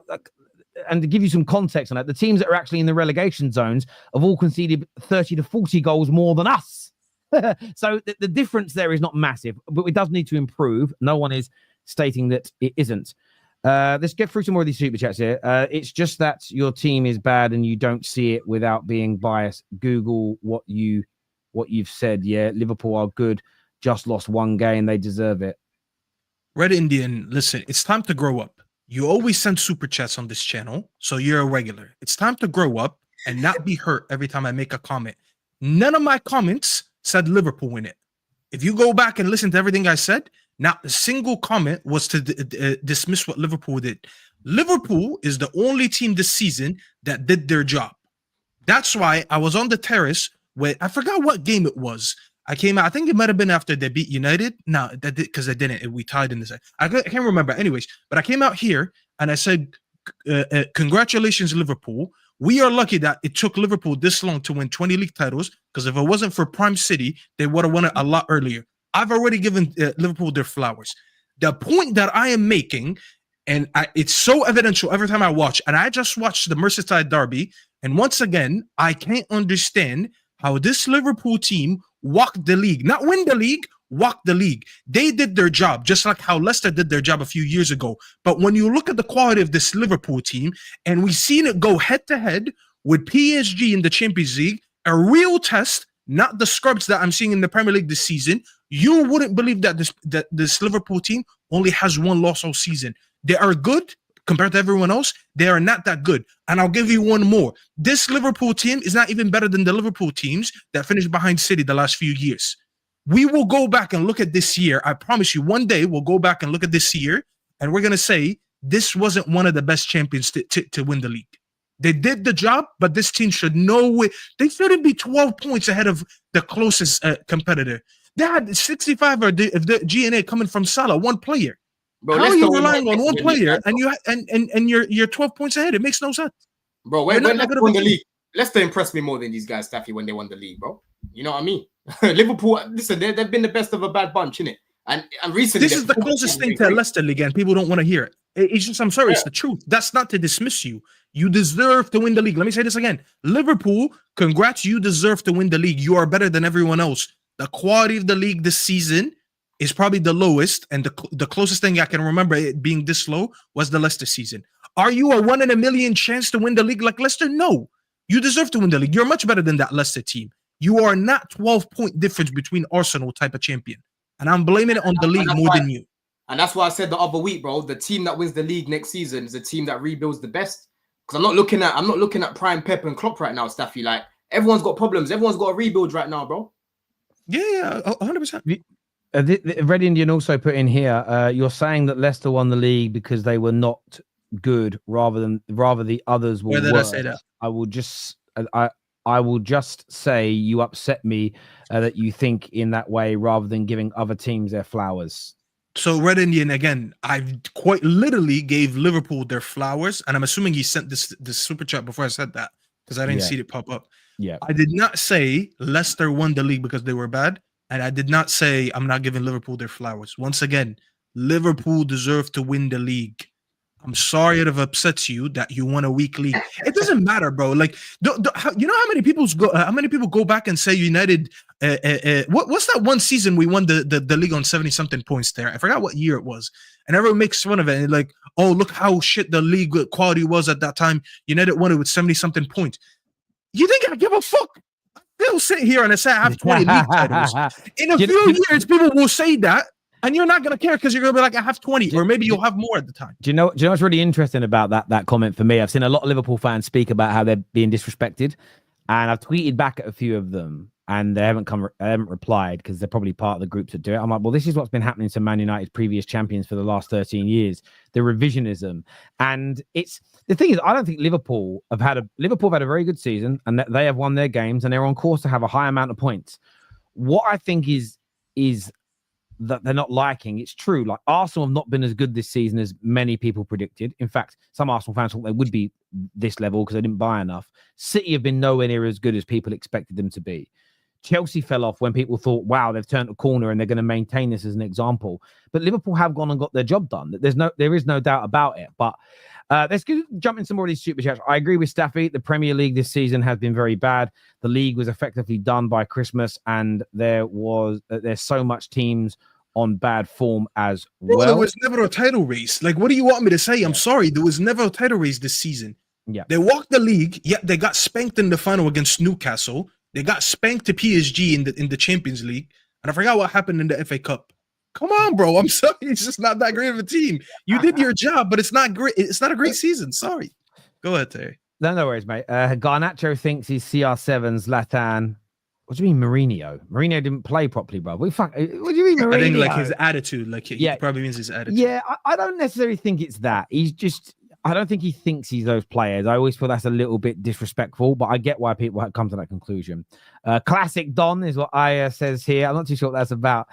What Terry's saying is correct, because 10 years from now, Arsenal fans celebrating online wouldn't be a big deal compared to City doing the 4P. This was from earlier. And I know I'm right on it.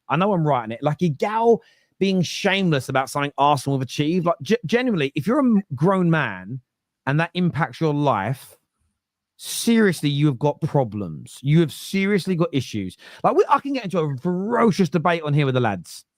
When I finish and say, see it, but backstage, we would laugh. Cheers, lads. Great show. See you later. When I finish and I go down the pub with my mates, take the dog for a walk, play with the kids, whatever it is I'm doing, cook the dinner, I'm not sitting there going, I can't believe Don said that, or I can't believe Don's happy. I just get on with my life. It's, come on now, grow the fuck up.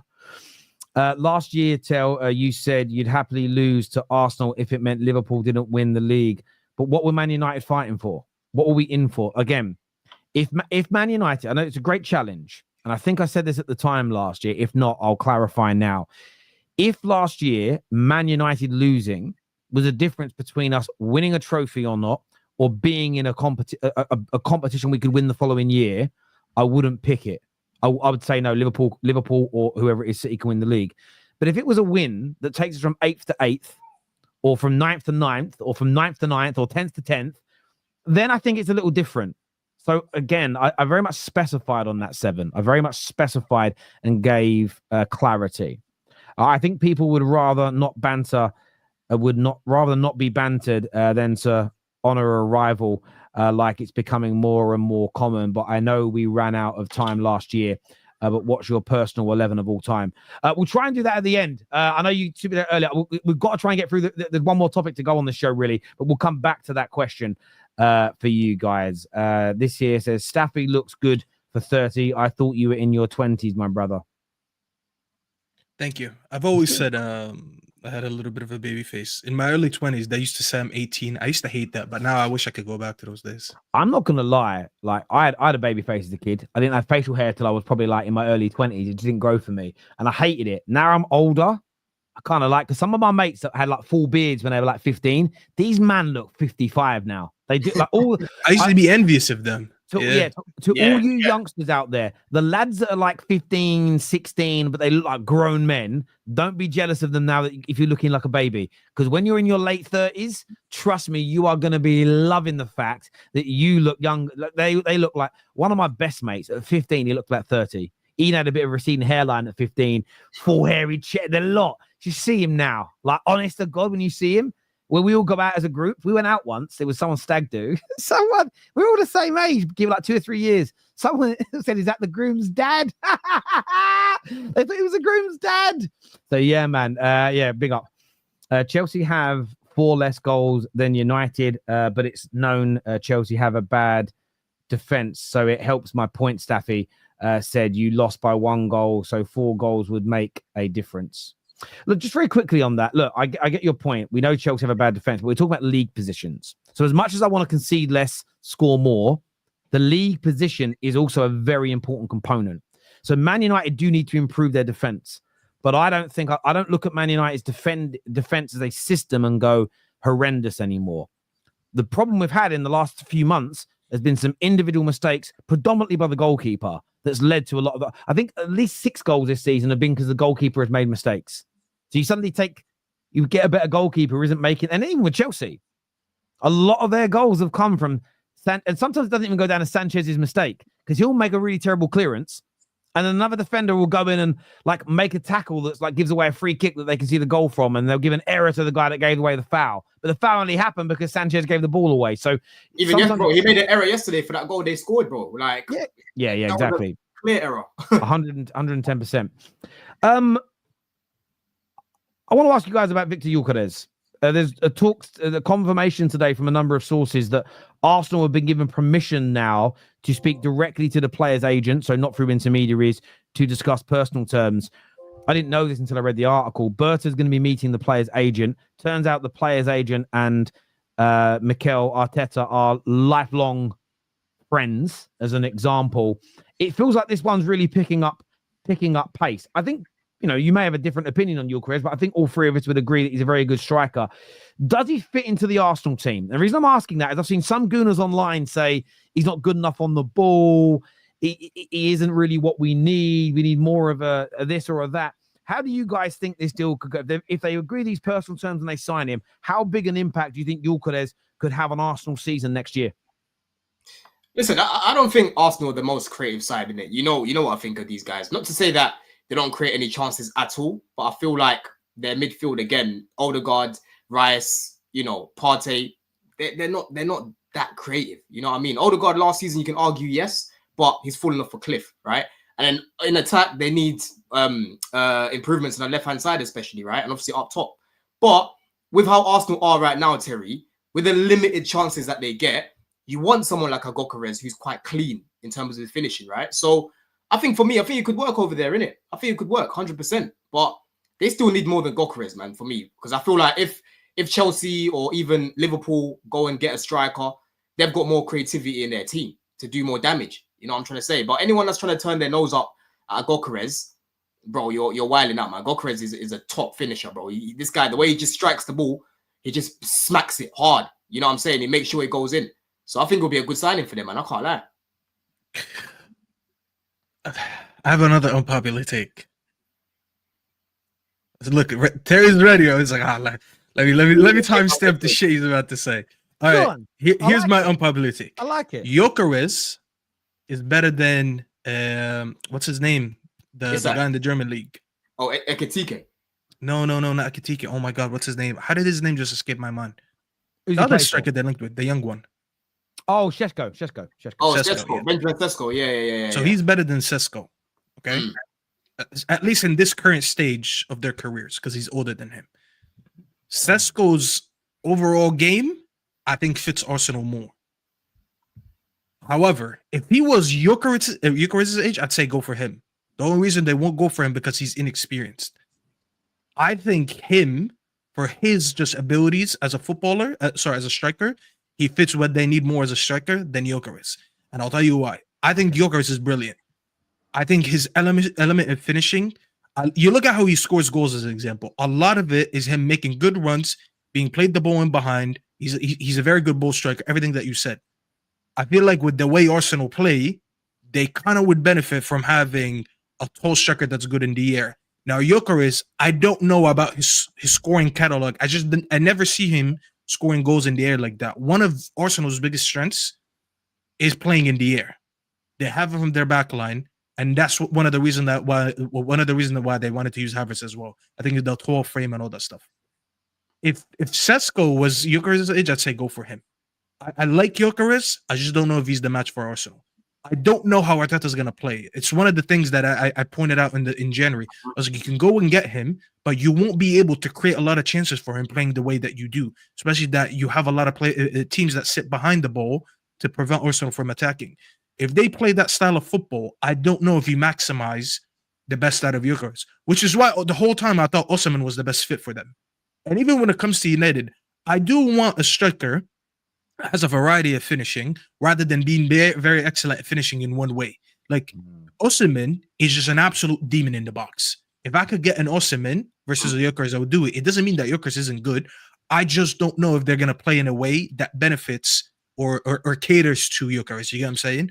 So that's the only part that I'm torn apart on. I actually want to be surprised if they do go for Sesko. I know they've been eyeing him. I promise you, Arteta really likes that guy. I don't know if it would be the right signing. That's not what I'm saying. Just for the striker that he is, I think he would be a better fit. What you think Gyokeres links up play? Sorry, you think Sesko links up play better than Gyokeres? It's not even about the link up play. I'm not gonna lie. I'm looking at it more in terms of if you're in the box, what are you gonna do? I don't know about Gyokeres being a box striker.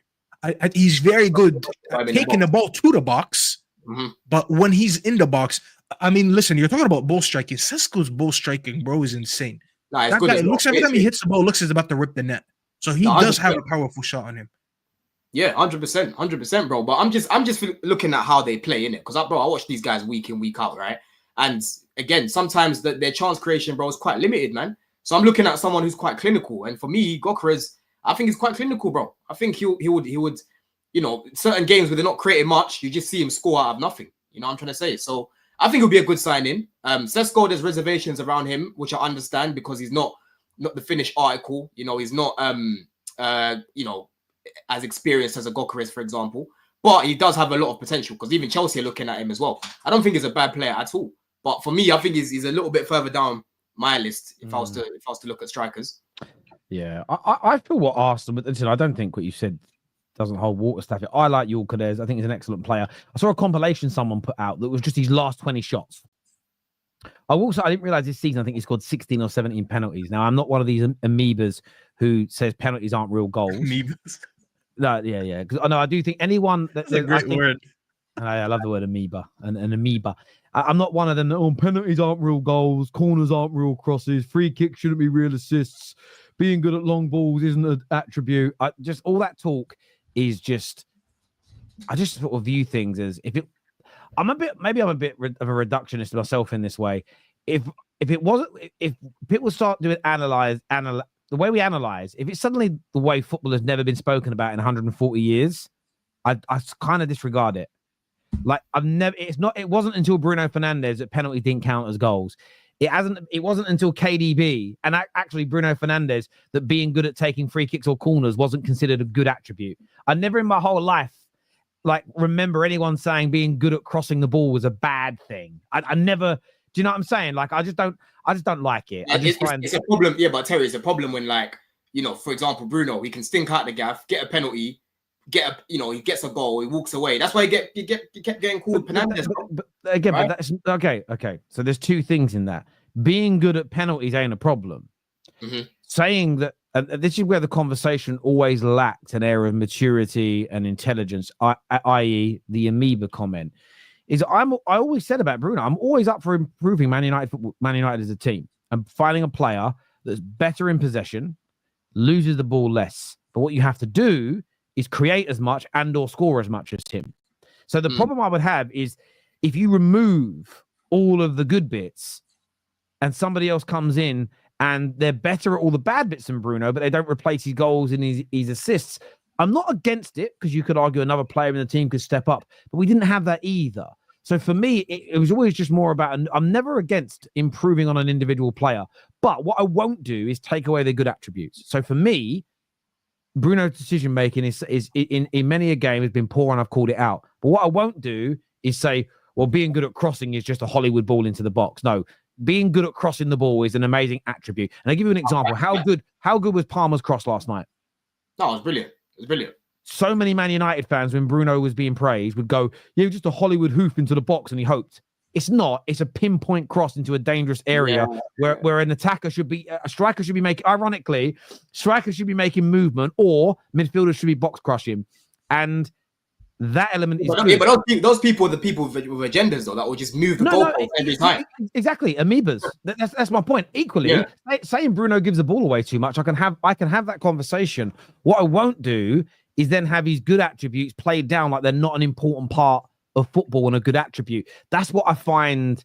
You know, I just find that kind of conversation sort of jarring. You know, it's like, look, Lampard, all he did was score goals. What else did he do? Well, he actually was very good on the ball. He wasn't as good as Paul Scholes or Gerrard. He was very creative as well. Big up Lee Judges. I was on the stream with him the other day. He was good. He was good. But this is what happens. What people do with Gerrard, with Lampard, is they play down how good he was on the ball because he wasn't as good as Scholes. But it's like they want to diminish everything else. He was just goals, really. But it wasn't just goals, really. And even then, the level of goals he scored was more than most fucking strikers. Like, that as an attribute was so good. But yeah, that's all I meant by that. What were we actually talking about? I've lost my... the strikers, yes. I literally lost train of thought. But it's a good conversation. So it's got a lot of that. But I get where you're coming from with that. I think Arsenal fans have got to brace themselves for something. And for certain content creators, it's going to be a horrible summer. Because I think you're going to see the Gyokeres talks now, I think, are real. Not everyone will trust every source, and that's absolutely fair. But I think, by and large, the reports are true. I think they're doing talks. I think they're holding solid talks. I think they're pushing hard. I also think you're going to see conversations around Sesko pick up as well soon. I think they're going to look at Sesko and they're going to look at Gyokeres in great detail. I think they're going to speak to both camps, look at what it's going to cost. I think they've looked at Isak, and I think they're going to put that on the back burner because of the money.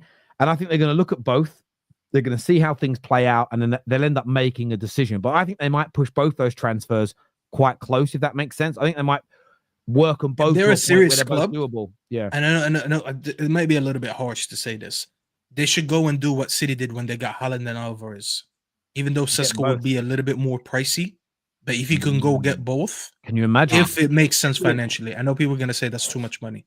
Sesko wouldn't even. I don't even think Sesko would do that, though, because if you look at like the strikers, Sesko's like 22. He's pretty young. Yeah, but bro, he can still go to a lot of teams and start right now. You know what I mean? He's gonna have a lot of chasing him. So it'll be silly for him to go to Arsenal and basically be on the bench, really, because Gyokeres will start ahead of him.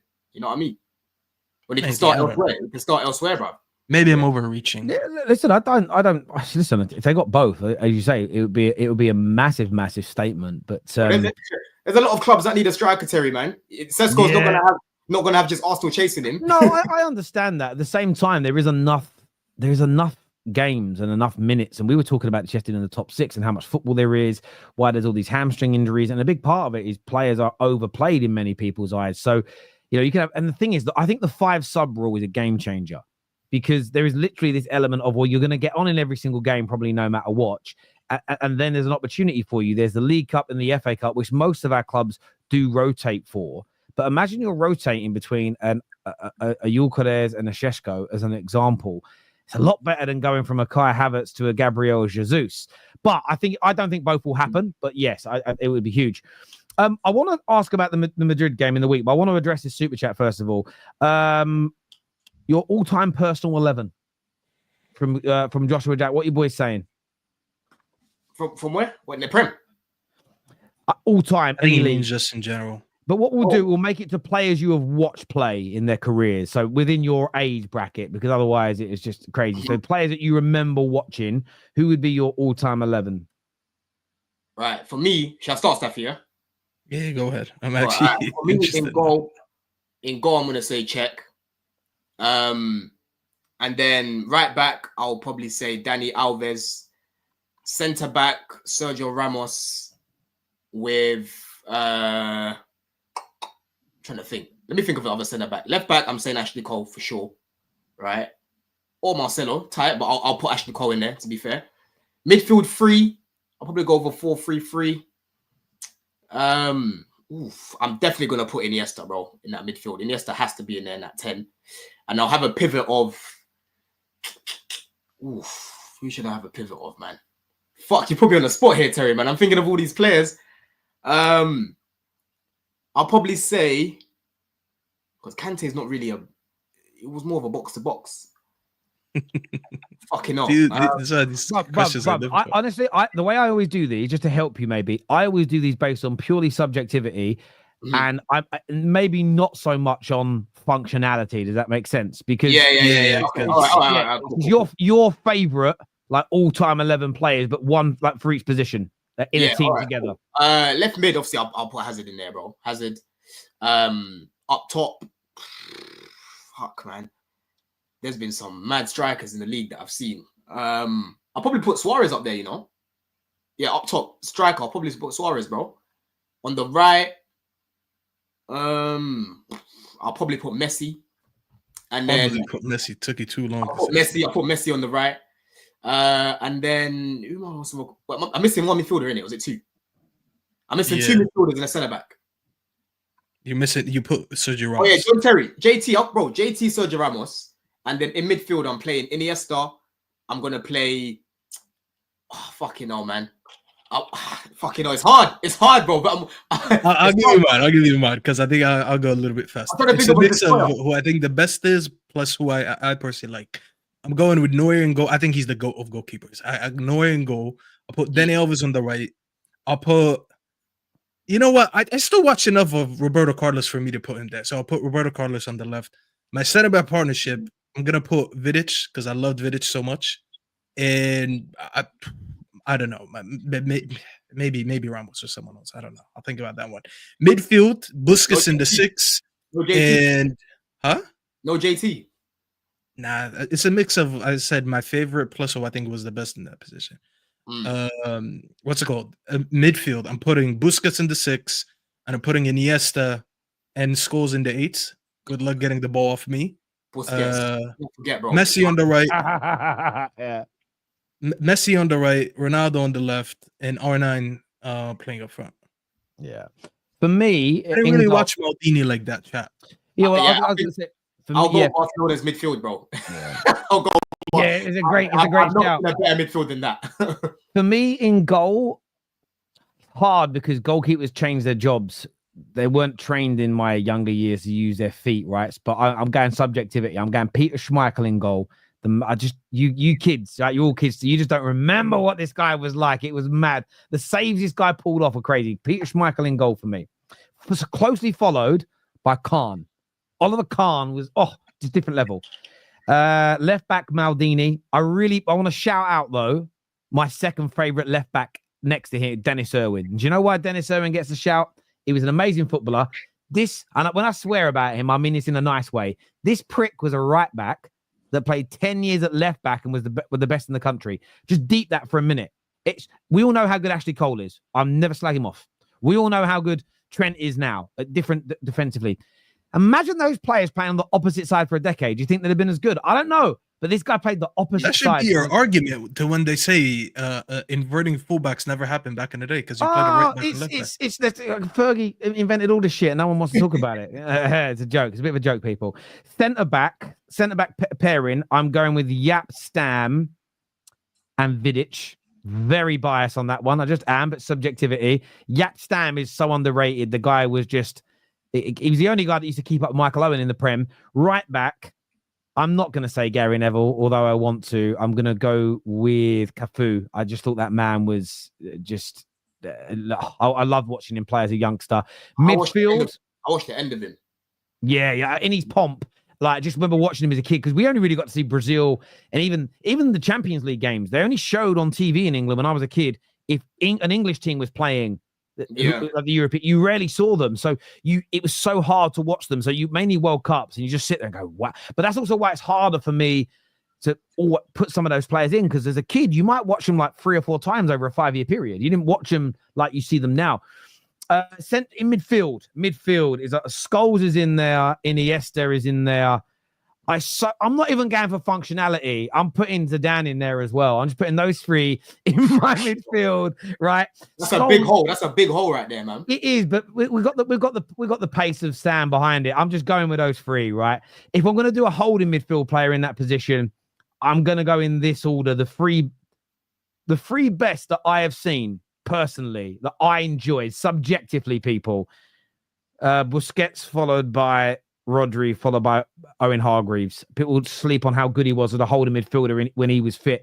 The 3 I enjoyed watching the most. Owen Hargreaves was the first player that I ever saw, by the way, before Busquets, was so good in holding midfield especially when we watched him play for England, where you'd play football on a Sunday and everyone was talking about it. Happened for about 2 years. I want to play in the Owen Hargreaves role. No one was talking about playing DM ever in football. People forget that. In the attack, so I've gone 4-3-3. Look, there's a little bit of I'm going Cristiano Ronaldo on the left. I'm going Messi on the right. And I want to say Rooney, but I'm not going to. I'm saying Eric Cantona as the number 9 in the middle of those two. Because you imagine him and... You're going to upset a lot of viewers. None of us have put Henry in the team, man. Listen, I'm putting on Henry over R9 and Ronaldo. What's there to debate? Suarez for me, bro. Listen, that guy, especially at Barcelona as well, even when he was at Liverpool that season he had, yeah. Listen, I ain't seen... That peak for me was mad. That was mad what I was watching this guy doing, bro. Yeah. But a lot of people are saying, why didn't you miss this guy? We're talking subjectivity here, people. Do you know, we're talking subjectivity and what players mean to us and how we enjoyed watching them play. And for me, like the reason you could actually argue, I would probably, if I'm putting in a holding midfielder, I'm actually going to take out Zidane because I've got Cantona and Cantona is going to drop deep, if that makes sense. So there's a bit of functionality in there. If I'm keeping Zidane in and just having no DM, we're going all out attack, then I'd probably pick a striker. R9 is the obvious choice and it's just an obvious thing to pick. But I'll tell you who else on the level, he's nowhere near their level, but I loved him, was Teddy Sheringham. The man was just a beautiful football player to watch. Teddy Sheringham in an all-time 11. My all-time. I loved him as a kid. There was a dummy he did playing for England once, and I tried it at school. I had PE on the Monday and with football trials, and I was like up front, and I tried the dummy. And I just remember, and I knew I was getting picked for the A team. My coach just going, "Oh my God." And it was the most simple thing. It was like a run towards the ball. And the way I just did the same dummy that Teddy Sheringham did. And every centre-back just run past me and the ball went through, went on to score. And I was like, oh my God, it works, man. Yeah, I love Teddy Sheringham. He was great. Very quickly, how do you boys see how do you guys see the result going in the Arsenal Real Madrid game, first leg this week? And what do you think what tactical battles do you expect between the two managers in the first leg? Boy, listen. First of all, they've had a massive blow. You know, Gabriel's out. For me, he's been their best defender since the World Cup. He's been big bro to Saliba. You know, when the lights have been shining bright in certain occasions, big occasions, Saliba's failed that test, bro. You know what I mean? So for me, it depends who they start at the back. I don't think Arsenal are going to get, ragdolled like what Barcelona used to do to them and Bayern Munich used to do to them. But they're missing a massive, a big player, bro, back there. You're talking about Gabriel, one of the best defenders in the world. You know what I'm saying? So I don't know how they're going to do without him in it, because when I look at Gabriel, I think of Gabriel and Saliba. Now Saliba hasn't got my man next to him. You know, I'm looking at their attack. They've got Marino up top with obviously Saka's back now. Then you've got Martinelli on the other side. Yeah, he had a good second half the other day, but end of the day, it's Real Madrid. It's a different caliber of defense you're up against, right? So I don't know, man. I don't see them winning this game. I'll be honest with you, Terry. I don't see them winning this game. I think a draw at most. But I think the fact that they're missing out on Gabriel now, it gives Mbappe and these guys, Vinicius, more of an edge in attack. I think before they would have scored regardless, but now I think the defense has been weakened, bro. They're missing a big player right now. You know what I'm saying? So I think they're probably going to draw max, but I reckon Madrid will beat them, man. I'll be real. Yeah, all the Madrid players got away from the suspension. So Rudiger apparently he's paying $40,000 to UEFA over the celebration that he did that he almost got banned for. But yeah, all the players are gonna play. And listen, Gabriel not being there. Let me just state this first. I actually gave Arsenal a chance before that injury. So this is not coming from a place where, there's zero chance. There's actually evidence of me being on YouTube saying that. If you don't believe me, go ask Sam, go ask Footy Judge Mo. I've said that a few times before. This injury changes everything for me, because I thought one of the reasons why Arsenal have a chance in this tie is because their defense is very good. They've statistically had the second best defense going into the knockout rounds. I think it was Inter or Liverpool. One of them conceded less goals. Sorry, I forgot who it was. I'm sorry, I can't see it. It's just like, how foolish would I sound if I tell you that a team that's gonna have Mbappe, Vinny, and Rodrigo running at potentially Kivior in a part of a back four is not going to win. Like, I'm sorry, I can't see it. And that's the main reason. It was Gabriel. Gabriel shaped that back line enough for me to say, you know what? No matter what Madrid bring in the Emirates, at least, I think they can withstand it. I don't see it anymore. How the tactical battles are going to go, I honestly don't know, because Will, shout out to Will. Will's been on this channel a lot saying Real Madrid actually haven't been this great this season. And he is right. He's a Madrid fan saying that. So no one can accuse us of being biased. I watch a few games of Madrid, not a lot of them. They actually don't play amazing football. There's so many times that they just rely on individual moments or whatever black magic they do at halftime. I would say that was at the start of the season, though. Like, start of the season, they really, really struggled without Cruz. And Mbappe was kind of just like, you know, sort of going into a new team, learning the new surroundings. I don't have to go to the beginning of the season, though. Look at their last game. They drew 4-4. What's their name? I know, but I'm saying, like, the worst of Madrid that I've seen this season was at the beginning. I think since then, they've slightly improved. Like, they're not as bad as what they were at the beginning of the season, is the point that I'm making. Yeah, I know. I'm just saying, for a large parts, thank you, chat. Yeah. For large parts of this season, they didn't play good football. Now, that being put aside, we know in the Champions League, they just turn up no matter what. They can go lose 6-0 in the league, and I could still back them to win a Champions League night. That's why I said it's down to brilliant individual brilliance and whatever black magic they do at halftime. Because I'm convinced there's something going on there, you know. So I'm sorry when I say this, Arsenal fans. Your season is over.